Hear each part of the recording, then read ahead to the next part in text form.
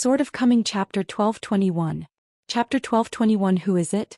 For some unknown reason, Gukin temporarily changed his mind and took his maid Lingxian and National Master Huang Lai back to the Taoist temple with a tiny front. Gukin walked to the door, reached for the copper door knocker and knocked 3 times, but there was no response for a long time. Gu Lingyan was too lazy to wait any longer. She walked straight to her young master, clenched her fist and knocked on the door with a loud bang. Inside the Chongyang Temple, which was known as the Alchemy Temple in ancient times, it seemed that I finally heard the movement outside the door. I opened the door with a creak and walked out 2 skinny young Taoist boys, one tall and one short, with the same sallow complexion and skinny muscles. It is indeed a cold temple, so it would be strange if the food is full of oil and water. Gukin shook his head with the 2 Taoist boys standing at the threshold, and then smiled and said, "I'm sorry to disturb the 2 Taoist boys who are practicing. I want to enter your temple to ask for a drink of water, but I don't know if it's feasible." The tall Taoist boy suddenly blushed and groaned, not knowing how to reply. The short Taoist boy next to him, who had a straight face, barely had the words, "expulsion order," on his forehead, and smiled broadly after hearing this. "My name is Song Juchuan and this is my junior brother Zhou Xian. Our junior brothers have not yet been conferred with the magic weapon, so we do not have a Taoist title yet. We usually only help the master by refining several pots of life-prolonging souls for the wealthy families in the capital who line up to visit." Dan. Introducing these distinguished guests into the temple, Song Juchuan deliberately lowered his voice and said, "Master, Imperial Master and our master call each other Taoist friends, and we often drink and discuss Taoism in the Taoist temple." Huang Lai, who was walking at the end of the team, laughed. "Why don't I know that I have been here before? I didn't even know that Chongyang Temple's elixirs were so popular in the capital." Gu Lingyan squinted at the horizon and only saw the vision in general. A pure golden light disappeared in an instant. She vaguely guessed that an expert had interpreted the image and the cicada had shed its corpse. Although it is not comparable to those orthodox ascensions, it is still a superior corpse that is completely reborn. Gu Lingyan thought that he still had this bit of vision. In the wild world there were often great monks who followed the steps and could not get promoted. There was no way out, so they would settle for the next best thing and choose a dark place to build a mausoleum or an underground palace. The road passed down from ancient times for tomb owners or temple owners to ascend to immortality is carefully laid out, focusing on the transformation of form, resurrection from the dead, achieving the body of a ghost or immortal, or giving the reincarnated body a chance to become immortal and ascend to the immortal realm. After just visiting the Qintian prison, she made a decision. It seemed that she would humbly ask the young master for advice and seriously learn the art of qi reading. Gu Lingyan asked in his heart, "Master, is there any result?" Gukin nodded. Gu Lingyan couldn't help but ask, "But Ma Kuxuan's skills are not as good as others and he can't defeat Master Chen. His body was cut off and his life's practice was ruined. It's a pity that Ma Kuxuan still used the magic to save his life in the end. Escape by luck? Or what's worse, Ma Kuxuan had already planned to use Xianxia's swordsmanship to help him escape, hoping that do it all over again in the next life." Gukin didn't even raise his head. As long as it's something he has thought about deeply and repeatedly before deciding to take action, there will definitely be no surprises. Besides, with Wuxia and Shiji you are a layman and can only watch the fun. Gu Lingyan was extremely curious and asked, "May I ask, Master, what happened to Ma Kuxuan? That is one of the 10 candidates in the world. Is it just that cold? If Ma Kuxuan were replaced by a wild monk, he would definitely be among the heavenly stems, and his future would be bright." In fact, she also knew that the second possibility she speculated on was impossible. What kind of temper Ma Kuxuan is can be determined by those deeds alone. Ma Kuxuan was one of the few people in this world full of rules that made her feel close to her as soon as she heard rumors about him. Gukin said, "I don't know the truth either. You can ask him later." Gu Lingxian lamented and said with resentful eyes, "How dare I? My teeth will chatter when I see Mr. Yin Guan." It is easy to misunderstand when looking at the small entrance of the Taoist temple from the outside. It is estimated that the scale is not large. Once you enter the Taoist temple you will realize that it is a cave. It occupies a very considerable area. As you enter you will pass through corridors and winding corridors. The young Taoist boy named Song Juchuan was a chatterbox.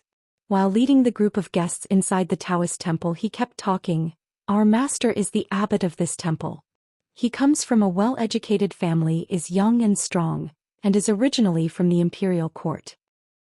Later he became disheartened and did not want to join in the officialdom, so he always lived as a mountain man.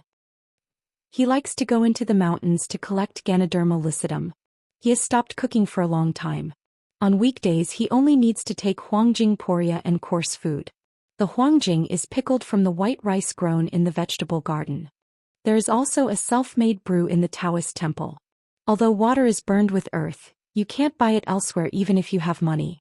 Our master is a real old immortal, over 100 years old, and has a strong appearance. Even in the cold and snowy season he refuses to wear cotton wool. Yes, when I stand on the Hunyuan Zhuang or meditate, my whole body will be filled with white gas. The tall Taoist boy felt cold sweat break out on his forehead. Senior brother Song was so good at talking. Just thinking about the lack of popularity of his Taoist temple, Zhou Xian admired and appreciated senior brother Song's good intentions again. Gukin smiled and said, I only heard that when a Taoist practitioner exhales and refines qi, smoke of different colors such as green and white will emit from the ears, nose and orifices. The amount depends on the Tao power. Taoist classics name it crane breath. Song Juchuan fisted his palm. Yes, I remember master introduced it to me. Those few puffs of smoke are called crane breath. Gukin was silent for a moment and said with a smile, I made up the phrase crane breath. Song Juchuan suddenly became speechless, with a look of astonishment on his face. Hey, the incense money is gone. Does the Taoist temple have to pay for a pot of tea? Master is not generous and still holds grudges. The ancient cypress trees shade the pond, the flowers fall like fallen birds, and the swimming fish peck and eat them. There are 2 cats by the pond. One has pure white fur and a single yellow tail. It is commonly known in the market as a silver vase hanging on a gold rope. It squats as if looking into the water to catch fish. The other has a yellow body, a white belly and white feet, and is named Jin Bei In Bed. Butterflies fluttering and playing. Song Juchuan grinned and said, Wild cats often go to the kitchen to steal food. The dull Zhongshan has something to say and they can't steal anything to eat. Compared to senior brother Song, Zhongshanku was the clumsiest and slow to learn anything. His master always said that he was an ignorant person. If he could practice Taoism, there would be no one in the world who could not cultivate immortality. There is an old Taoist under the Panasonic in the temple with snow-white hair on his temples, wearing a pair of straw shoes on his feet, on his shoulder and a bamboo basket in his hand. There are some pieces of poria cocos stained with soil in the bamboo basket. With a sigh, he raised his head and glanced at the sky. The old Taoist priest counted his fingers and shook his head. In short, it is becoming increasingly difficult for people to understand this world. The old Taoist walked slowly, and when he saw the group of people he couldn't help but feel doubtful. His Taoist temple was usually closed, but there were actually pilgrims who took the initiative to knock on the door. Did you get money for getting on the pole? Is such a beautiful thing really possible? I'm afraid that if the good ones don't come, those who come will be unkind. The 2 Taoist boys saluted and said, Disciple pays homage to Master Jing. The old Taoist's face remained normal. He nodded in greeting, handed the hose and bamboo baskets to the 2 disciples, and prepared to entertain the guests in person. The old Taoist had already freed up his hands, made a gesture and said with a carefree smile, Pindao Qing Feng Xian. Both disciples are accustomed to call Pindao Master Jing. Pindo's native place is in Shui Prefecture, his monastery is in Liangshan, and he is a wandering cultivator. I traveled to other continents a few years ago and stopped here. There is no serious title, it is self-proclaimed and it cannot be taken seriously. It is the same as the private posthumous title of the literary scholar Lin, so I don't mention it so as not to make people laugh. Gukin asked, But what about Duliang Mountain near Shui Water Mansion? Qing Fengxian nodded in agreement, greatly surprised, and said in surprise, Young master is really knowledgeable and knowledgeable. People in the world have only heard of Shui Water Mansion but not Duliang Mountain. If they knew more about the past they would only know about the refinement of half a Tongling tomb. Du Xiucai, who is in Xianxia and half of the Shui shrimp soldiers, how can he know everything about Liangshan? Huang Lai asked in confusion, Du Xiucai? Qing Fengxian smiled and refused to explain. Gukin introduced, in the history of the Middle-earth divine continent, there was a Mr. Wusong named Du, nicknamed Du Xiucai, and he was a master refiner as famous as Mrs. Su. Shui Prefecture. The prefecture and county offices are all located on the mountain. Raising one's eyebrows is called Su, and staring straight at Shui means farsightedness, hence this popular ancient name. Along the way, the scenery along the way was impressive with ancient buildings and flowers and trees. Huang Lai couldn't help but praise the good feng shui. I used to be in the dark under the lamp, but I didn't know there was such a feng shui treasure right under my nose. The old Taoist priest led them to a hut called Zonglu, not far from the ancient pine trees. Guken glanced at the plaque with graceful handwriting. Qing Fengxian pointed to the ancient pine. This pine was planted by the founder of this Taoist temple. It has been there for many years. There are poria cocos underneath and it is almost in human form. Gu Lingyan glanced at the scene under the ancient pine trees, secretly covered his mouth and smiled. He was indeed the kind of master who could have any kind of disciple and could brag without drafting. Guken smiled and said, Immortal Chong Gao Feng. The implication is that he dares to speak openly about this matter to outsiders. Gu Lingyan asked Huang Lai alone with his heartfelt voice, Can you see the strange rustic nature of poria cocos becoming a spirit? Huang Lai Zhao said truthfully, I can't see anything. The old Taoist stretched out his hand and said with a smile, Don't make any mistakes, which frightened the distinguished guests. At the Taoist priest's fingertips, the two cats turned into butterflies and flew away in colorful colors. Gu Lingyan pretended to be surprised, her face turned pale and she let out an ouch, then leaned on Guken's shoulder. Guken just put his hand against her forehead, pushed it away gently and said with a smile, How? I said that there are many strange people in the world and real heroes often live in seclusion in the rivers and lakes. You don't believe it and you say that I am suspicious. Gu Lingyan cooperated with his young master in acting, as if he had realized it in hindsight, and timidly looked at the old Taoist. Cave realm? Viewing the sea? When he came to the door of the hut, Guken suddenly stopped and said with a smile, I am not a person who is engaged in serious work. I like to read miscellaneous books and some side knowledge. I Tao apply what I have learned. When I see the treasures of the gods of your place, I will be boiling with red purples. It was like a dragon and a tiger dominating the air. Then I knocked on the door and knocked on the door. Unexpectedly, I met a rare master from this world that we common people could not encounter in 100 years. He was guarding the poria cocos and becoming a spirit. I dared to ask Jing for advice. Master, is it to take Xianxia? Qing Fengshuan's face suddenly changed. He no longer had the slightest trace of immortality. He put his fingers together to form a halberd and pointed at the young man in a scholar's shirt who looked like a rich man. The old Taoist stared sternly and said, I have long seen that you three have ulterior motives. With my maiden servants, it is not good to go wandering anywhere, but you dare to come here to make trouble like a loach chasing a duck. You are looking for death. Guken smiled and said, Master Jing doesn't have to pretend to be evil and scary to scare us mortals. People in the city regard life as 7 feet, and Taoists in the mountains regard life as 7 feet. I believe that with Master Jing's state of mind and cultivation, what he cultivates is inner Dan. First used poria cocos to transform into a spirit, which was sensational, and then used illusions to turn cats into butterflies. Do you want us to retreat in the face of difficulties? Or are you attracted by the qualifications of the maid next to me, and think she has a certain level of Taoism? The old Taoist priest stroked his beard and nodded, his eyes showing admiration. Young master is elegant and well-mannered. Guken said calmly, the fisherman's respect. The old Taoist priest laughed dumbly. After decades of practicing here, this is the first time I have met such an honest person. Guken said, How did Master Jing determine that we are not bad guys? Qing Fengxian twisted his beard and said with a smile, I know a little about yin and yang prophecies, astrology and fortune-telling and the skills of traveling around the world, but I dare not say that I can enter the palace, and I am far away from being a proficient person. Guken hesitated for a moment and said slowly, I once saw 2 sentences in someone's reading notes which are related to this. The old Taoist priest said oh and said with a smile, I would like to hear the details. Guken said slowly, When people talk about astronomy today they only go to Lindu to inquire about calculations. I say that the movement of heaven makes a gentleman constantly strive for self-improvement. This is the astronomy recommended by the founders of the 3 religions. When people talk about geography today, they all investigate and survey the territory. I say that the terrain is good and the gentleman carries things with great virtue. This is the geography that the founders of the three religions have witnessed together. Master Jing, do you think so?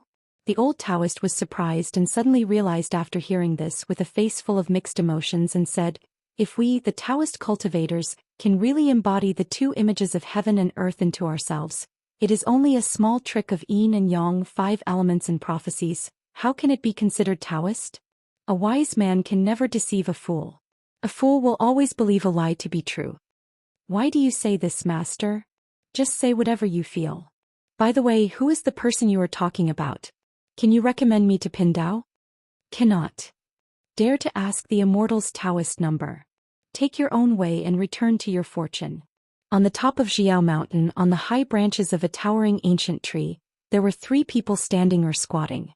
Not far away is the temple of the mountain goddess Nyang, where the golden body of Song Wei is enshrined. Standing is Ma Kuxuan's maid Shudian. Standing is the eldest disciple Wang Zhu.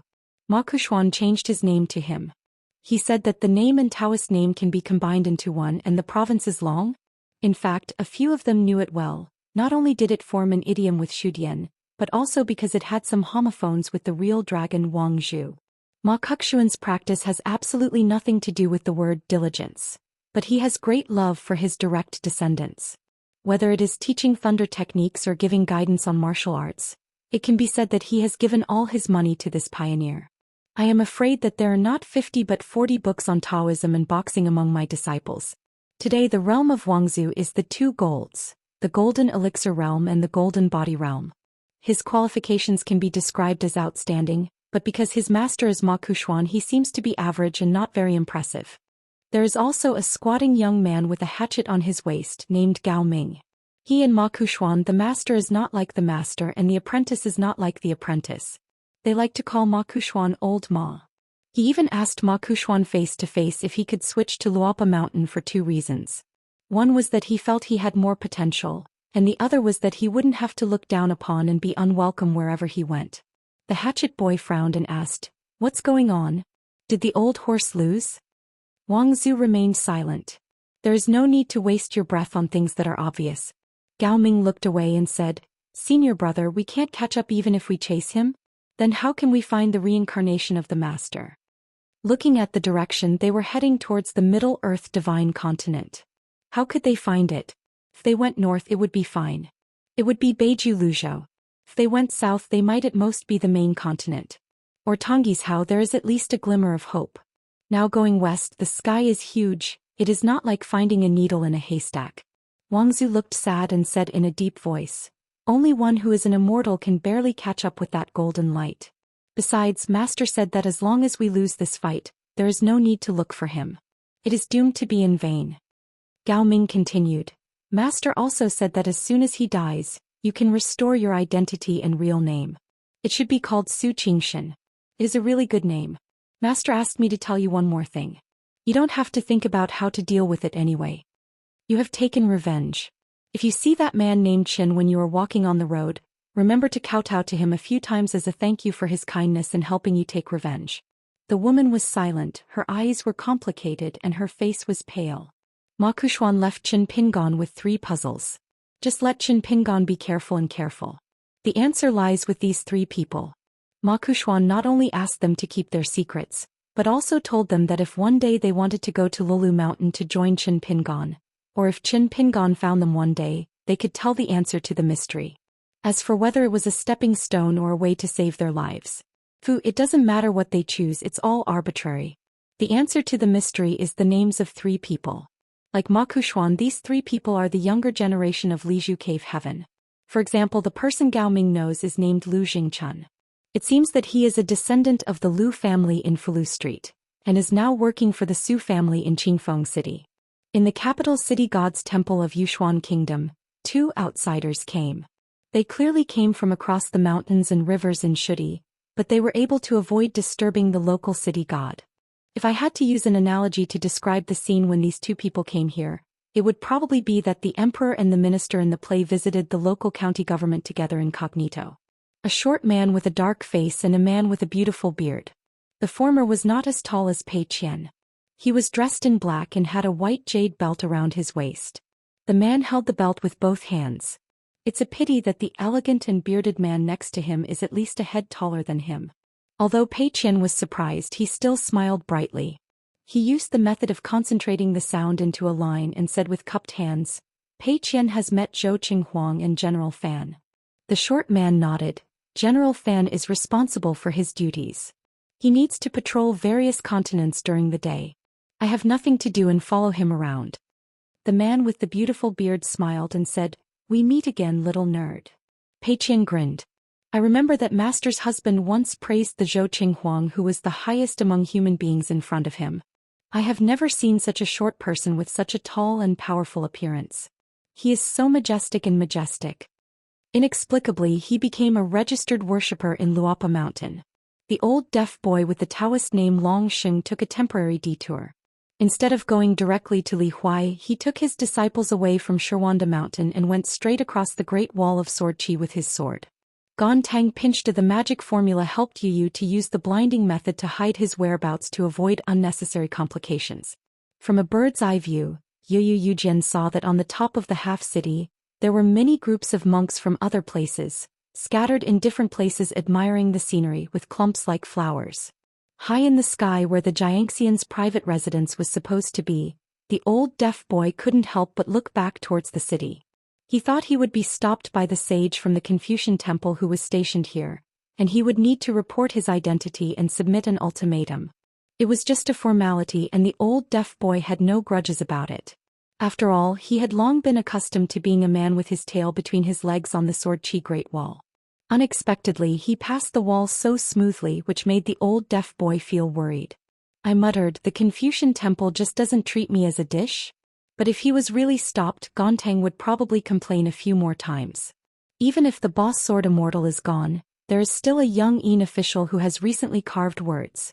Ning Yao has just entered the 14th realm, and there is still a seat in the colorful world. As for Feishing City, do you Confucian temple really think that the Great Wall of Sword Qi no longer exists? When we arrived at the ruins of the old city, the old deaf man sighed and fell to the ground first. He revisited his old place, felt sad when he saw the things, paid homage to the historical sites and pondered endlessly. A great monk naturally has the vision of a great monk. The words written by the sages for the human world are actually an invisible cage of heaven and earth for the remnants of the ancient gods. As long as they appear in the world, they need to face the thorns laid and created by these human words. Ordinary masters in the world, practice Qi scholars, as well as the landscape gods who were enshrined in later dynasties, have little sense of this. However, the higher the realm of the ancient gods and the more refined their golden bodies, the greater the limitations. When people in the world walk on mountain roads full of thorns, it is very easy for their clothes to get hooked and their skin to be pierced. In the same way, the ancient gods appeared from the sky and appeared in the world, just like walking on a thorny road with words. Every step they take will wear out their golden bodies. That's why Zhou Mi personally formulated a new text for the wild world, not only to help the demon clan draw a clear line between Howren and the human race, but also to pave the way for secretly attracting the ancient gods hiding in the sky. Yu whispered, "Ning Yao and that senior met, but they didn't seem to ask Master why he could return to the Ascension realm?" Gontang nodded and said unconcernedly, "This is probably the spirit of the 14th realm. Below the 14th realm, it's all a matter of idleness. The ups and downs of other people's realms are nothing to talk about." This sneaky and risky return to the dojo, of course Gontang did more than just go back for a look. Yu asked, "What is Master doing here?" Gontang said, "I heard someone say that the alluring taste of hometown lies not in food but in wine." Yu guessed that the young Yingguan told the master. After all, few people in the Great Wall of Sword Qi were willing to chat with their master. The former Jinqi Great Wall roughly consisted of 3 areas: the main city, the private residence of Xianxia to the south of the main city, and the Mirage to the north, which was a mountain market with bustling commerce. Gontang stretched out his hand and pointed to the north. It used to be a beautiful place with wind, flowers, snow and moon, gold and silver flowing, fish and dragons mixed together, and the fairy money in the pocket was more useful than the realm of the monks. Unlike the Great Wall of Sword Qi, much like Howren Xianxia, The most criticized aspect of the Great Wall of Sword Qi is the arena created by this mirage. It is more cruel than the Tuli Mountain in Luzhou, Beiju. Every time you go up two people, one must die before it is over. Of course, it often happens that both of them die or one of them falls down or is left half-dead man. Now, on the site of that mirage, a place that can barely be called the Immortal has been opened. The main business is accommodation and selling wine, and the side business is selling some unpopular mountain magic artifacts. With the momentum of this a street appeared. Anyone who is able to do business here must have a strong backing for all the twists and turns. Even a deaf child would wonder if one of the masterminds behind the scenes was the private sword of someone from the Sword Qi Great Wall who had returned from a long journey. Regarding the origin of this market, the old deaf child is very familiar with it. There used to be more than 40 large and small buildings there, with pavilions clustered in rows high and low, stacked on top of each other to form a tall building. In the past, Hauran merchants and tourists who came to Daoist Mountain and wanted to take a look at the city were not brave enough, or did not like to go to the main city to get into trouble. They would go to this market to linger for a few days. Anyway, they could not see it from a distance or up close. Some larger sects from the same continent have built guild halls in Mirage to facilitate Taoist friends from the same continent to have a place to stay. Gontang sighed. Back then, the market was a bustling place with lights like daylight and music playing every night. It was said to have 3,000 large houses, shops selling all kinds of rare treasures and items of shady origins, brothels and gambling stalls. Restaurants, openly selling Taoist secrets, private houses and Taoist temples full of spiritual energy, and a large number of anonymous people, who clearly mark the prices and are responsible for helping people point out the key points of practice. Hauran has everything that the world should have, and Hauran has everything that the world should not. Yes, in short, there is everything. Just talk about the kind of mountain spirits who specialize in worshipping the moon and refining qi, and those who are proficient in the magic of the room to collect yang and replenish yin. If you sleep with them, you can make money. With money. You looked strange. Gontang blushed and explained, I just heard about it. If Yoyu hadn't taken Gontang as his teacher, he would have followed that giant city to migrate to the colorful world. There are many types of ascension paths for great monks to practice and attain enlightenment, such as daylight, turning into a rainbow, riding a dragon and a crane, rising into the clouds, flying into purple clouds, dismembering corpses, becoming immortals, etc. Different paths lead to different levels of rank. For future generations, it is probably the most enviable thing to rise from a house. One person attains enlightenment and chickens and dogs ascend to heaven. In the history of the world, there are well-documented stories of people being able to bring their entire family to become immortals. Over the past 10,000 years, there have been only a handful of them. Just like the boss Xianxia just revealed one thing to Qin Pingon, the Summer Palace, the Cold Palace and the City Mirage, combined together form a three-mountain formation. Since it is named Three Mountains, of course it is the work of Mr. Sanshan Jiuho. And the mirage among them was an ascension platform carefully imitated by the Sword Qi Great Wall, which took a very long time. The foundation of the mirage was created by the hidden official before Shao Sun. He was a man with great talents and great plans but bad luck. His realm was too low and he could not live long. The old deaf child had a good relationship with this person at first. In the end, this mirage became the tip of Qin Qingda's sword that cleared the way and lifted the city up. The great ancestor of Tuyue Mountain had already expected this, but there was no need to stop Qin Qingdu from using this sword. After all, those who left were all young sword cultivators with very low realms. Even Ning Yao had not reached the Jade Pu realm at that time. If the wilderness wants to kill them all, it will have to pay a huge price to eradicate them. From Qin Qingdu to Qi Tingji Qinxi to Lu Ji and Lao Defer etc., they all made different choices back then.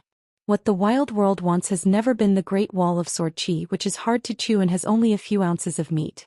The great ancestor of Tuyue Mountain and the group of demons on the throne are staring at the big fat wall. There is a vast world where everything is available except for the word barren.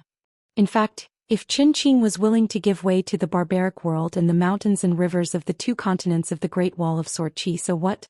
Not enough. Then in the barbaric world I will give you the Sword Qi Great Wall Sword Cultivator to establish a religion, and give you Qin Qingdu everything you need to be called the ancestor. The master and the apprentice walked to the Huangni Street. The old deaf boy chose a roadside wine shop with the best business. The shopkeeper was a plump woman with a mole at the corner of her mouth. She wore a soft hat made of various kinds of beautiful jade and made into flowers and plants. Suiguan wearing a round-collared green robe. She was leaning against the counter with a relaxed attitude, holding a round fan in her hand, and her appearance was extremely beautiful. The waiter who serves food and drinks in the shop is a young man of low status but full of energy. According to the saying on the mountain, he has deep Daoist roots and a fairy seedling. The woman glanced at the rickety old man and then at the young swordsman. She didn't dare to be scornful and started shouting in person. The old deaf boy asked for a pot of wine and some appetizers. The woman turned to look at the inner door. He opened a yellow bamboo curtain called Tong Tuo and reported the names of several dishes to the kitchen in the backyard. The old deaf boy chose a table next to the street, looked a little higher and saw some wooden signs hanging on the wall. Yu frowned slightly, already feeling unhappy when he saw this. How can such an innocent sign be hung casually? The old deaf boy didn't care that the liquor store used this kind of thing as a gimmick to attract customers. Drinking first, food second, the old deaf boy poured the wine and drank by himself, while the apprentice Yu didn't drink. The old deaf boy took a sip of the so-called Shili wine. Sure enough, as the waiter said, the wine was poured into the bowl, making a sizzling sound like a cracking sound. Whenever Yu had free time, he liked to ask this living almanac master about the past of the Sword Qi Great Wall. During his travels over the years, he had been asking questions from 10,000 years ago to the last 300 years. The old deaf boy was sitting cross-legged on a bench, using chopsticks to stir up a plate of free cold folded ear root. He thought the flavor was not enough, so he asked the landlady for an extra dish of chili oil, poured it on top, picked up a chopstick and chewed slowly. Took another sip of wine and talked to Yu from his heart about some things that seemed like yesterday. Ning Yao, Qi Shou, Pang Yuanji and their predecessors, the so-called younger generation of geniuses, have gathered 10 people and called them geniuses, which is actually quite reluctant. This generation belongs to a typical small year with poor harvests. It is incomparable with the previous generation. Compared with Ning Yao's generation, it is even less impressive. Among them, the most favored person, Mi Quan, who had the best qualifications, was recognized as an early genius. It was said that he was a master of Jin Dan's sword at the age of 20. Unfortunately, he died in battle soon after leaving the city. This kind of thing is never a special case in the Sword Qi Great Wall but the norm. 7 people, including Mi Quan, died early. There are 3 left. Wang Zongping, who was originally the last one in terms of qualifications, was a bit of a late bloomer. He successfully entered the Yuanying realm step by step. However, he was injured in a battle and broke one of his natal flying swords. He has been stagnant in Yuanying for a long time. Yingjing, probably a blessing in disguise, has become an old Yuanying in the Ascension city of Wuxia Xianxia. Although he has never been to a certain wine shop, he is now the swordsman who respects the young hermit officials the most. The other 2 have different life experiences. Su Yong's sword training qualification is second only to Mi Quan, but he is afraid of death. In fact, we can't say that he is afraid of death. He just refuses to fight with his life every time. He always thinks that when he reaches the Yupu realm he can find an immortal. The Jingyao clan wanted to make a quick and easy exchange of lives so that the business would be more profitable. Unexpectedly, in the end, a retreat that seemed to have the right time, place and people came together, resulting in an alchemy room that was broken into pieces and fell directly into the realm. Not only was there no being able to reach the Jade Pu realm in one fell swoop, but instead become a tattered golden elixir with a shattered sword heart. This is a big joke in the Great Wall of Sword Qi. Instead of being injured on the battlefield and falling into the realm, on the contrary, he did not break through the realm in seclusion and came out of seclusion. There is no sword cultivator who is more looked down upon than this. Hearing this, Yu nodded and said, I often saw Su Yong when I was a child. Although he had gone off grains and had a diet of whole grains, he could have stopped the fireworks in the world. But when Yu waited for the dishes to be served, he still asked the waiter for 2 bowls of rice. Those who eat their breath are immortals, and those who do not eat their breath are gods. Some Qi practitioners often feel nauseous and vomiting when they smell the Qi of fire and food in the food. Fortunately for the genealogy monks, the sect has its own immortal medicated diet and elixirs, but the mountain and wild cultivators suffer. The old deaf boy shook his wine bowl, and Su Yong was a bad drunkard and addicted to gambling. He also liked to visit brothels, refused to pay back the money he owed all year round, and defaulted on debts to avoid debts. He travels back and forth between the city and the Mirage here all year round, doing some shady business, running errands for people and earning some price difference. Whoever is willing to treat him to a drink is his uncle. To say that a sword cultivator who fell from nascent soul to golden core is still a land swordsman who cannot be underestimated in other places. There may be criticism behind his back, but he will definitely not be sarcastic in person. It is a pity that Su Yong is in the Great Wall of Sword Chi. Then I became someone's follower and my life got a little better. Who is so-and-so? Who else could it be? That person once advised Su Yong to go to Xianxia. I believe the reason was just to move trees and move dead people. The golden elixir sword cultivator in Xianxia is still very popular. It can be seen that Su Yong was indeed tempted, otherwise I wouldn't go to the gate from time to time, but I didn't go there in the end. Since he is a golden elixir, he followed him to the colorful world? No. When Yoyu heard this answer, he knew there was no need to ask about the ending and started to eat with his head down. The old deaf child continued. Su Yong shaved his beard, put on clean clothes, secretly went to the battlefield, picked up a standard long sword produced by the sword workshop and killed some barbarians. There were not many, so he couldn't save it. A golden elixir's military exploits were sneak attacked and assassinated by a demon monk passing by the battlefield. In the end it was still a loss-making business. As for Wang Wei, a sword cultivator in the Yupu realm, he mysteriously disappeared together with his Daoist companion on the battlefield. When this person was in the golden elixir realm, he was worshipped by the Qi family. Later, when he joined Yupu, he was allowed to open his own house as a rule and married a woman with a famous surname from Yuhu Street. About 50 years ago, 90-year-old Wang Wei successfully entered the upper 5 realms. If Su Yong is said to be a loser, it is understandable. Then Wang Wei, who likes drinking and fawning over everyone, is a bit looked down upon. Yu asked tentatively. Then Wang Wei has taken refuge with the wild monster clan? The old deaf child said casually. That's what I said. He secretly went to Shaoxun and Luoshan. But I didn't see it with my own eyes, so I can't say what it must be. Yu asked. Master, doesn't it seem that you particularly want to go to Luapa Mountain to make offerings? The old deaf boy raised the wine bowl, took a sip of the wine and answered the question. This person, as soon as he has the thought of freedom, he will immediately become unfree. In the past, when he was in charge of the prison at Jianqi Great Wall, the old man felt very at ease. He could always find some entertainment to relieve his boredom. Now that I am out of trouble, it seems that the sky is high and my own level is not low. Instead, I always feel that I am hitting a wall and being too restricted.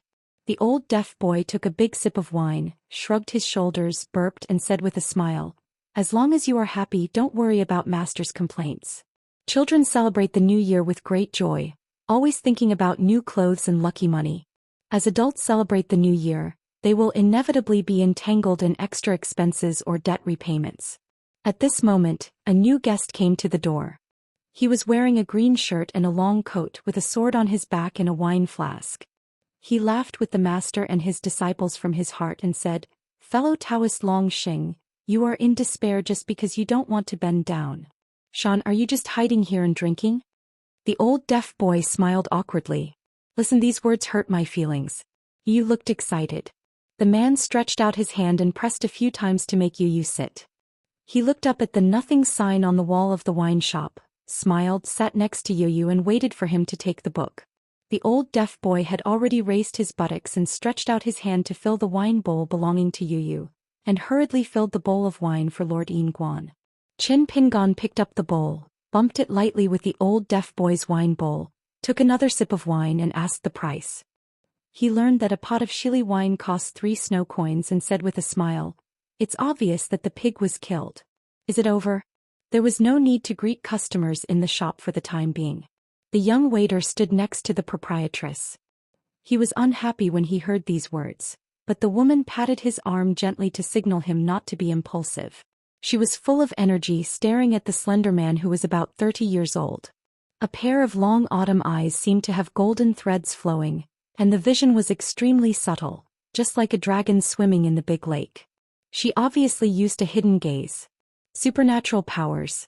Although she couldn't see clearly the other person's cultivation base, she knew that the wine tables near the door had more origins than the other. especially the swordsman in blue, who had the most impressive appearance. At least it was certain that this person had an official status in the mountain. Not small. Compared with the kind of people in the blue sarong of the Yamashita dynasty who are destined to be either prime ministers or bachelors, they have several more green, purple and red Tao Chi. Unfortunately, she is not very advanced in the Chi Tao practice, so she can only look at an abstract general scene but unable to identify the depth of those Tao Chi. If the headmaster were here in person, he might be able to see more of the secrets. The old deaf child asked in his heart. Master Guan, do you need me to remind her that she has violated the taboo on the mountain? Qin Pingon shook his head and said, no need. The old deaf boy asked in confusion, why doesn't Guan stay with Ning Yatu? Qin Pingon smiled and said, if you don't say this, I will return to Aquarius continent soon. Unexpectedly, the woman actually carried a bottle of wine, walked around the counter, took the initiative to get close to her and stood by the table. Can I have a seat? The old deaf child glanced at Qin Pingon, who turned a blind eye to this and turned a deaf ear to her. The old deaf child could only wave his hands and said, it's inconvenient, shopkeeper. She looked calm and did not leave. Instead, she began to introduce herself. My surname is Wei Ming Yudian. I come from Zhujiang Xianxia sword sect and was born in the Partridge Palace. I signed up for the Number Master sect because I was worried that the 3 distinguished guests would suspect whether I had any intentions. Unpredictable. As soon as these words came out, whispers suddenly broke out in the shop. Obviously, he is no stranger to the Xianxia sword sect. The young man raised his eyebrows, looking quite pleased with himself. Following the master's anonymity here and opening a shop to sell drinks, the young man has long been feeling cowardly. Today I can finally show my name as a master openly and openly. The old deaf boy said nothing. Yu has long been resentful of this shop and even pretends to be deaf and dumb. Qin Pingon smiled and asked, forgive me for being ignorant, may I ask where my friend is from? Yu suppressed laughter. The female cultivator who called herself Wei Yudian looked slightly sluggish, but she still had a good face and explained in a good tone. It is located in Liuxia continent, and is a close neighbor of Tianyu Cave Heaven for thousands of years. She really didn't believe that this person had never heard of her own Zhujiang Xianxia sword sect. Although the other person was deliberately pretending to be stupid, she would not become angry.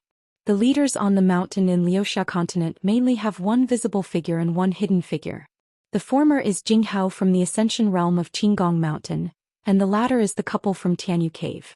The Xianxia sword sect is not comparable to these 2 mountain forces and is considered a first-rate sect in Liuxia continent. Otherwise she would not have deliberately said the term family friend. The Taoist tradition of Xianxia sword sect mainly includes 3 branches: Lishan, Chuanfu and Qingyang. Partridge Palace is the core of the Chuanfu branch. The previous palace mistress of the Partridge Palace, Hua Ferong, was the founder and first head of the Xianxia sword sect. She was a great swordsman renowned in several continents and had passed down 3 sword veins. It is said that after practicing Taoism for 3,000 years, he became tired of the world and became an immortal, and then dissipated into water. Hua Ferong is Wei Yudian's mentor. Wang Hujing, the contemporary head of the Xianxia sword sect, is a Jade Pu realm swordsman. In terms of seniority, he still needs to call Wei Yudian his uncle. Our ancestors were rich and our family had a strong financial background. Now our family has never been in decline. There is no sign of decline. It is just that its power is not as strong as when it was at its peak. Such a sect in the mountains will have smooth sailing wherever it goes. And people like Wei Yudian are at least well known on this street now. Her family is a wealthy and ancient existence at the foot of Wuxia mountain. They belong to a powerful Taoist family. They have built an ancestral altar where they can confer and add urns. It was once the talisman promotion altar for various Taoist sects in Izhou and the Wei family altar. It is said to have 12 kinds of urns and 24 kinds of talismans, which is relatively rare in the world. In addition, the Wei family also has a commendable tradition. Most of the women are beauties who have conquered the country. In almost every generation, there are several women who are either queens of a certain country or queen mothers of a certain dynasty.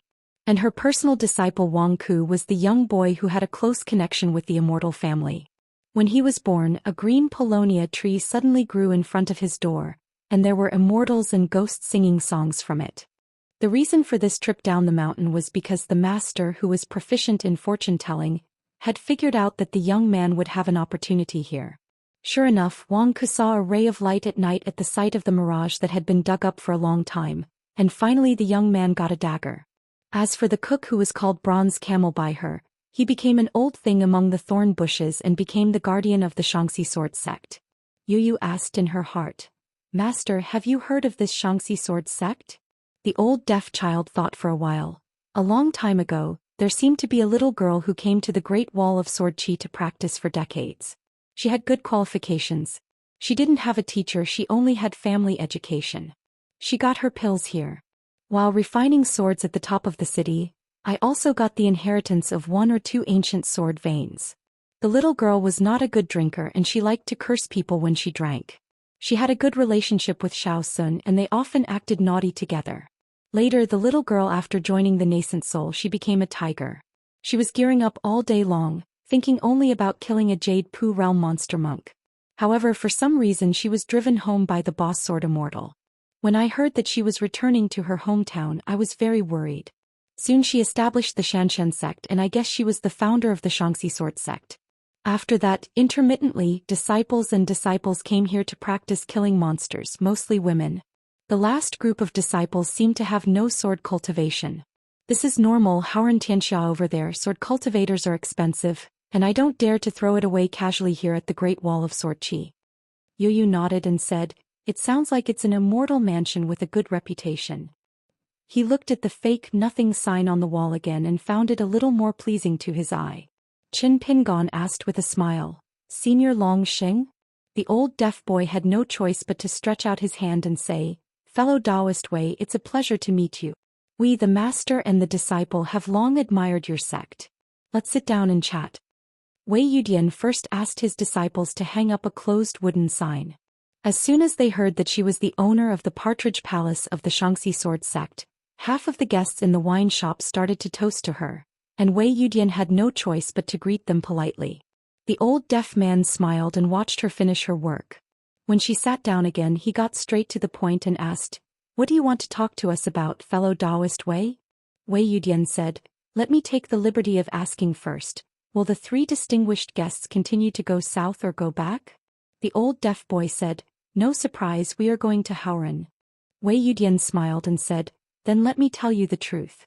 Without beating around the bush, can you invite fellow Taoists to our Xianxia sword sect as a guest?" The old deaf boy waved his hand and said, "I have already agreed to the invitation of this fellow Taoist Qin to be a worshipper." Wei Yudian suddenly understood, turned around and asked, "May I ask Dao Yuqin, where is the fairyland?" Qin Pingon smiled and said, "A small place, Aquarius Island." Wei Yudian praised, "Although Dongbeiping's Hao is a small place, there are countless strange people and strangers." Qin Pingon nodded and said, "That's why I need to invite Senior Long Xing to my house on the hilltop to hold a meeting. I also hope that Wei Dao Yu, a gentleman, will not take advantage of others and don't cut off halfway things." Wei Yudian raised the wine bowl and drank it all in one gulp. "How dare you?" The old deaf man had actually seen the fatigue of the young official, and he really couldn't imagine who could let him be so seriously injured now. At the Jianqi Great Wall, Old Deffer adheres to the principle of doing less than doing more, and has always behaved indifferently. Therefore, until now he has not asked the reason for this matter. Old Deffer took the initiative to bring up the wine bowl and said, "I represent Dao Yuqin, have a drink." Wei Yudian drank another bowl of wine and said with a wry smile, "Unlike our Liuxia Island, the grass does not grow under the pines and cypresses." Qin Pingon smiled and seemed not to understand what she meant. The old deaf child was a little surprised. She had just drank half a kilogram of wine, and then she started uttering the truth after drinking?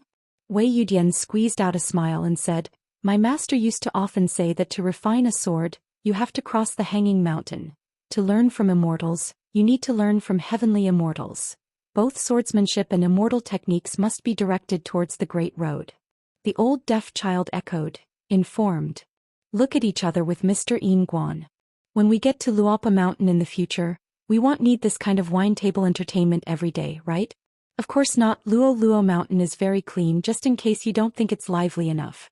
Wei Yudian looked at the Lust Street outside the door and heard her sigh for no reason, The wind and clouds are meeting, wars are breaking out, vertical and horizontal fights are going on, dragons and snakes are rising, and all the people are flying. The old deaf child looked at Qin Pingon again. What kind of medicine was she selling in this gourd? After all, he is a Yuanying realm sword cultivator who comes from a sect. How can he be so heartfelt to the three of us? She smoothed her hair on her temples, and the breeze blew her noodles and wine away. In the sea of right and wrong, it is difficult to travel straight. The family's internal and external troubles, and the sect's immediate and distant worries made her, who had always been clear-minded, feel that her future was bleak. What's more, Wei Yudian also received a secret letter personally written by the leader, and someone was already on his way here. She is a nascent soul but not a sword cultivator. How can she get rid of the entanglement of a jade purity sword immortal who, on the surface, still holds great righteousness and principles? To be honest, the master calculated a prophecy for my disciple Wang Ku, which has a total of 18 words. I couldn't figure it out when I came down from the mountain, but now it has come true. Wei Yudian stretched out his hand and asked Wang Ku to come over and sit with him. He spoke to everyone in his heart. The purple book is passed down in the Mirage Tower. Carefully carry the dagger. Kill first and then seal the title.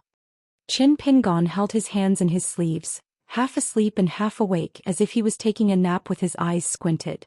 Wei Yudian said, "Before this, my disciple also got an opportunity. Wang Ku, don't have any scruples and deliberately conceal this matter. Tell the truth yourself and the three seniors."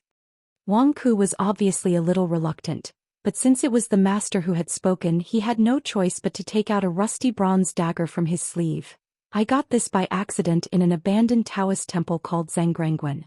A dagger, the exact year and month of which cannot be ascertained, is engraved with two seal characters, namely Zhao and Su." Qin Pingon raised his eyes and explained with a smile. "If I am not mistaken, Zhao is the country's surname, and Su is the people's surname. The Zhao dagger in the sleeve was bought from Mrs. Su." The young man was doubtful. "It's as gloomy as falling clouds and mist, but it's not like all the Taoist cultivators in the world are so sincere and heartfelt words to everyone, right?" The old deaf child could only ask in his heart. "Master Yingguan, you are well informed, and can you tell me something? She keeps digging her heart out like this, she will almost think of me as an ancestor. I'm so stupid." Qin Pingon said slowly, "It is said that a new sect has arisen in a certain dynasty next door to Wei Yudian's family. It is aggressive and wants to compete with the Zijian sect for the nominal third throne of Liuxia continent. This rising star, who was founded less than a century ago, has a good relationship with Qinggong Mountain and Tianyu Cave Heaven. The young sect leader has a complicated relationship with the Wei family, which puts great pressure on the Xianxia sword sect. It is estimated that she saw that her predecessors had deep moral qi, so she became ill and sought medical treatment in a hurry. She wanted to find external help. It would be best if she was related to the Great Wall of Sword Qi so that the other party would not dare to act rashly. There is a position of etiquette officer in her sect, named Guanxia. During every celebration, there are one or two people from the three paths of Lishan, Qingyang and Chuanfu. They must be middle five sword cultivators to hold the position. One of them was born in a noble family in Tianhuang, and was close friends with the young master of Tianyidong Tianshu. For some reason he was the youngest champion in the history of Xianxia sword sect, and this person who had high hopes was given up by the Zhuxiang. He was removed from the genealogy and expelled from the country. I guess her boss not only helped Wang Ku with his fortune-telling, but also helped her with her fortune-telling. By coming here she can escape from marriage and take refuge at the same time. For example, if we calculated it early, she might meet an expert like Senior Long Xing here, a secretive old swordsman. The old deaf man's eyes suddenly lit up, and he ignored the old swordsman and the swordsman. Escape from marriage? In addition to the hatred of the country and the resentment of the masters, is there a story about makeup and powder?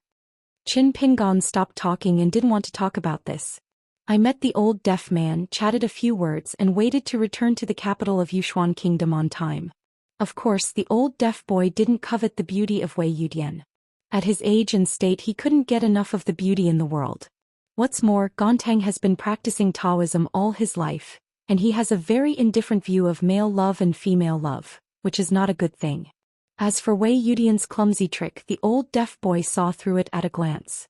Her appearance was indeed worthy of the title of Qingqing, and her figure was even better. She was so skinny in the areas where she should be thin, but she was so fat in the areas where she should be that she still trembled despite the looseness of her robe. Trembling. It is obviously the beauty of hibiscus growing out of clear water, but it has all kinds of charming charm. Wei Yudian looked at the middle-aged man with a strong official aura and said bravely, "I would like to ask the name of the Sword Immortal's immortal mansion." However, she only saw the swordsman in green clothes closing his eyes and concentrating. It was obvious that he did not want to wade into troubled waters and did not want to get involved in her personal grudges. But the reason why she acted so brazenly was because she grasped a life-saving straw, because in the leader's hexagram, there is a sentence: "Stop when encountering a dragon and you will be happy when you are young." No matter how thick-skinned Wei Yudian was, he couldn't hold him back by force. After thinking about it, he had to put aside his thoughts temporarily, said goodbye and walked back to the counter with his apprentice. The old deaf boy shook his sleeves, counted his fingers in his head, and made up a hexagram on the spur of the moment. If God does not favor beauty, beauties will have a bad fate. Therefore the people of Qingqing are now unavailable. But even though the old deaf boy was in the Sword Qi Great Wall and no one took him seriously, he was actually quite knowledgeable and talented. After all, in that prison he had to find something to do to spend his time. The conversation in the wine shop was noisy and people were drunk. It was inevitable that they would mention the battle at the top of the city. Some people were wondering why the old swordsman only handed over a sword when he was so skilled in swordsmanship. Some people asked about Qin Zai's whereabouts and some admired Qi Tingji and Long Xiang. Some of the sword sects were full of praise for Lin Junbai, a group of swordsmen from outside the Summer Palace. However, when someone mentioned the last hermit official who was in the limelight, there was a dispute. There were praises and criticisms. The former said that he could. "What else can I do if I engrave words on the city head?" The latter said that the formation of troops at his summer palace was very ordinary and not outstanding. Yu Yu lowered his head and squinted his eyes. The hand holding the chopsticks used his thumb to rub his index finger. 7 or 8 tables of drinkers, young Qi cultivators from all over the world, all became interested when talking about the young hermit official. They all had their own opinions. Most of the young monks, the men devalued him while the women mostly praised him. Wei Yudian couldn't stand listening anymore and couldn't help but defend the young hermit official who was far away. "Everyone, it is easy to talk about the faults of the ancients after the ancients. It is difficult to do the things of the ancients in the position of the ancients. This is the truth. Not everything is clear to bystanders." If nothing else is said, just that he was able to invite the old swordsman Qi, Xingguan Haosu and the others rushed to Tuya Mountain together, which shows that the boss swordsman chose him in the early years. As a hidden official, he chose the right person. The old deaf boy didn't pay much attention to these discussions. He looked at the sleepy Qin Pingon and said in his heart, "Lord Yin Guan." Qin Pingon opened his eyes and asked doubtfully, "Huh?" The old deaf child said cautiously, "Did you have a quarrel with Ning Yao?" It stands to reason that Qin Pingon had never complained about anything he suffered in prison earlier. There was no reason for him to return to Howren's world now and everything was peaceful. He had 2 sects and now he was here to help and became a registered worshipper. Let's just say it's more powerful than a tiger. Let's just say that in Aquarius continent who dares to compete with Luo Shan. Even though Qin Pingon looked seriously injured at the moment, he shouldn't be so depressed. After much deliberation, the thing that could make Qin Pingon so depressed must be Ning Yao. Is it any wonder that when Ning Yao showed up at Shawandishan, Qin Pingon came right after him? Dare one run and the other chase? The young couple is having a conflict and is angry? Qin Pingon rubbed his forehead. "This is nothing." The old deaf boy smiled and said, "That's right, I must have misunderstood. How dare you quarrel with Ning Yao?" Qin Pingon said helplessly, "Thank you for your understanding." The old deaf child became more and more curious. "What's going on?" Qin Pingon laughed angrily and said, "I just had a fight and took a nap when I was sleepy. Do I still need to report and explain to you?" The old deaf boy stopped talking and was so angry that he probably had a quarrel with Ning Yao. Could it be that Ning Yao came to Howren quietly this time and accidentally bumped into Qin Pingon and did something shady? Qin Pingon didn't care about the old deaf boy's guessing, so he cheered up and started chatting with Yu. Yu's face was flushed and she was very reserved. On the street, a noble man in white clothes and bare feet appeared, with disheveled hair, loose clothes and long sleeves and a long sword on his waist. Keenly aware of the fierce and abnormal aura of the sword Immortal outside, Wei Yudian's face instantly turned pale and colorless inside the shop. The rest of the drinkers were not sophisticated enough and had not yet sensed the grand visit of the young sword Immortal, the young sect master of Liuxia continent. The free and uninhibited noble son walked forward slowly and said with a smile from his heart, "It is only natural to pay back debts. Wei Yudian, where can you escape? I owe you 100 years and I have to charge you an interest first. It's better to hit him another day. Son, the sky is high and the land is vast, you and I are not as good as Yeha. Don't worry, with my sword skills I can isolate the world and the world at my fingertips. We can see people walking outside, but you don't have to worry about the spring light leaking out." There was a girl in a mink hat with rosy cheeks, strutting from the other end of the street to the liquor store. She stared at the poor guy who had a brain problem with wide eyes. Absolutely no, no, no, no, no, no, no, no, no, no, no, no, no, no, no, no, no, should not say such a thing at this time. Otherwise, in broad daylight acting so casually, it would actually be nothing. The young swordsman narrowed his eyes and smiled. Huh? Do you recognize me? Otherwise you can't be able to hear my heart, right?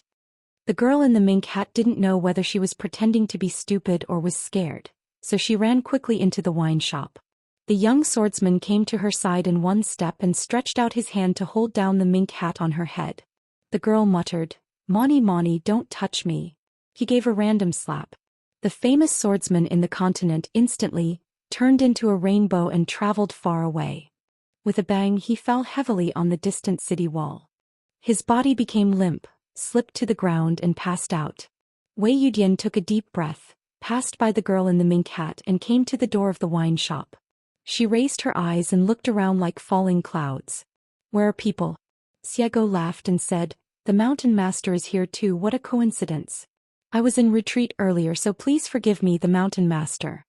The old deaf boy stood up quickly. "The person in front of me is Bai Jing. That swordsman Bai Jing who liked to take names from others in ancient times." Xiago patted Gontang the shoulder and said in an old-fashioned way, "From now on when you go to the mountain, you should keep a low profile and work honestly. By the way, you will be the general worshipper and I will be the secondary worshipper." Every time the girl in the mink hat reached out to pat him, the old deaf boy tilted his shoulders and forced a smile. Qin Pingon counted the time. It was almost time to return to Aquarius continent. He stood up and looked up at the wooden signs on the wall. The mountain master was like this. As soon as he sat down, Xiago and the old deaf boy had no choice but to get up and glance at the men in the room.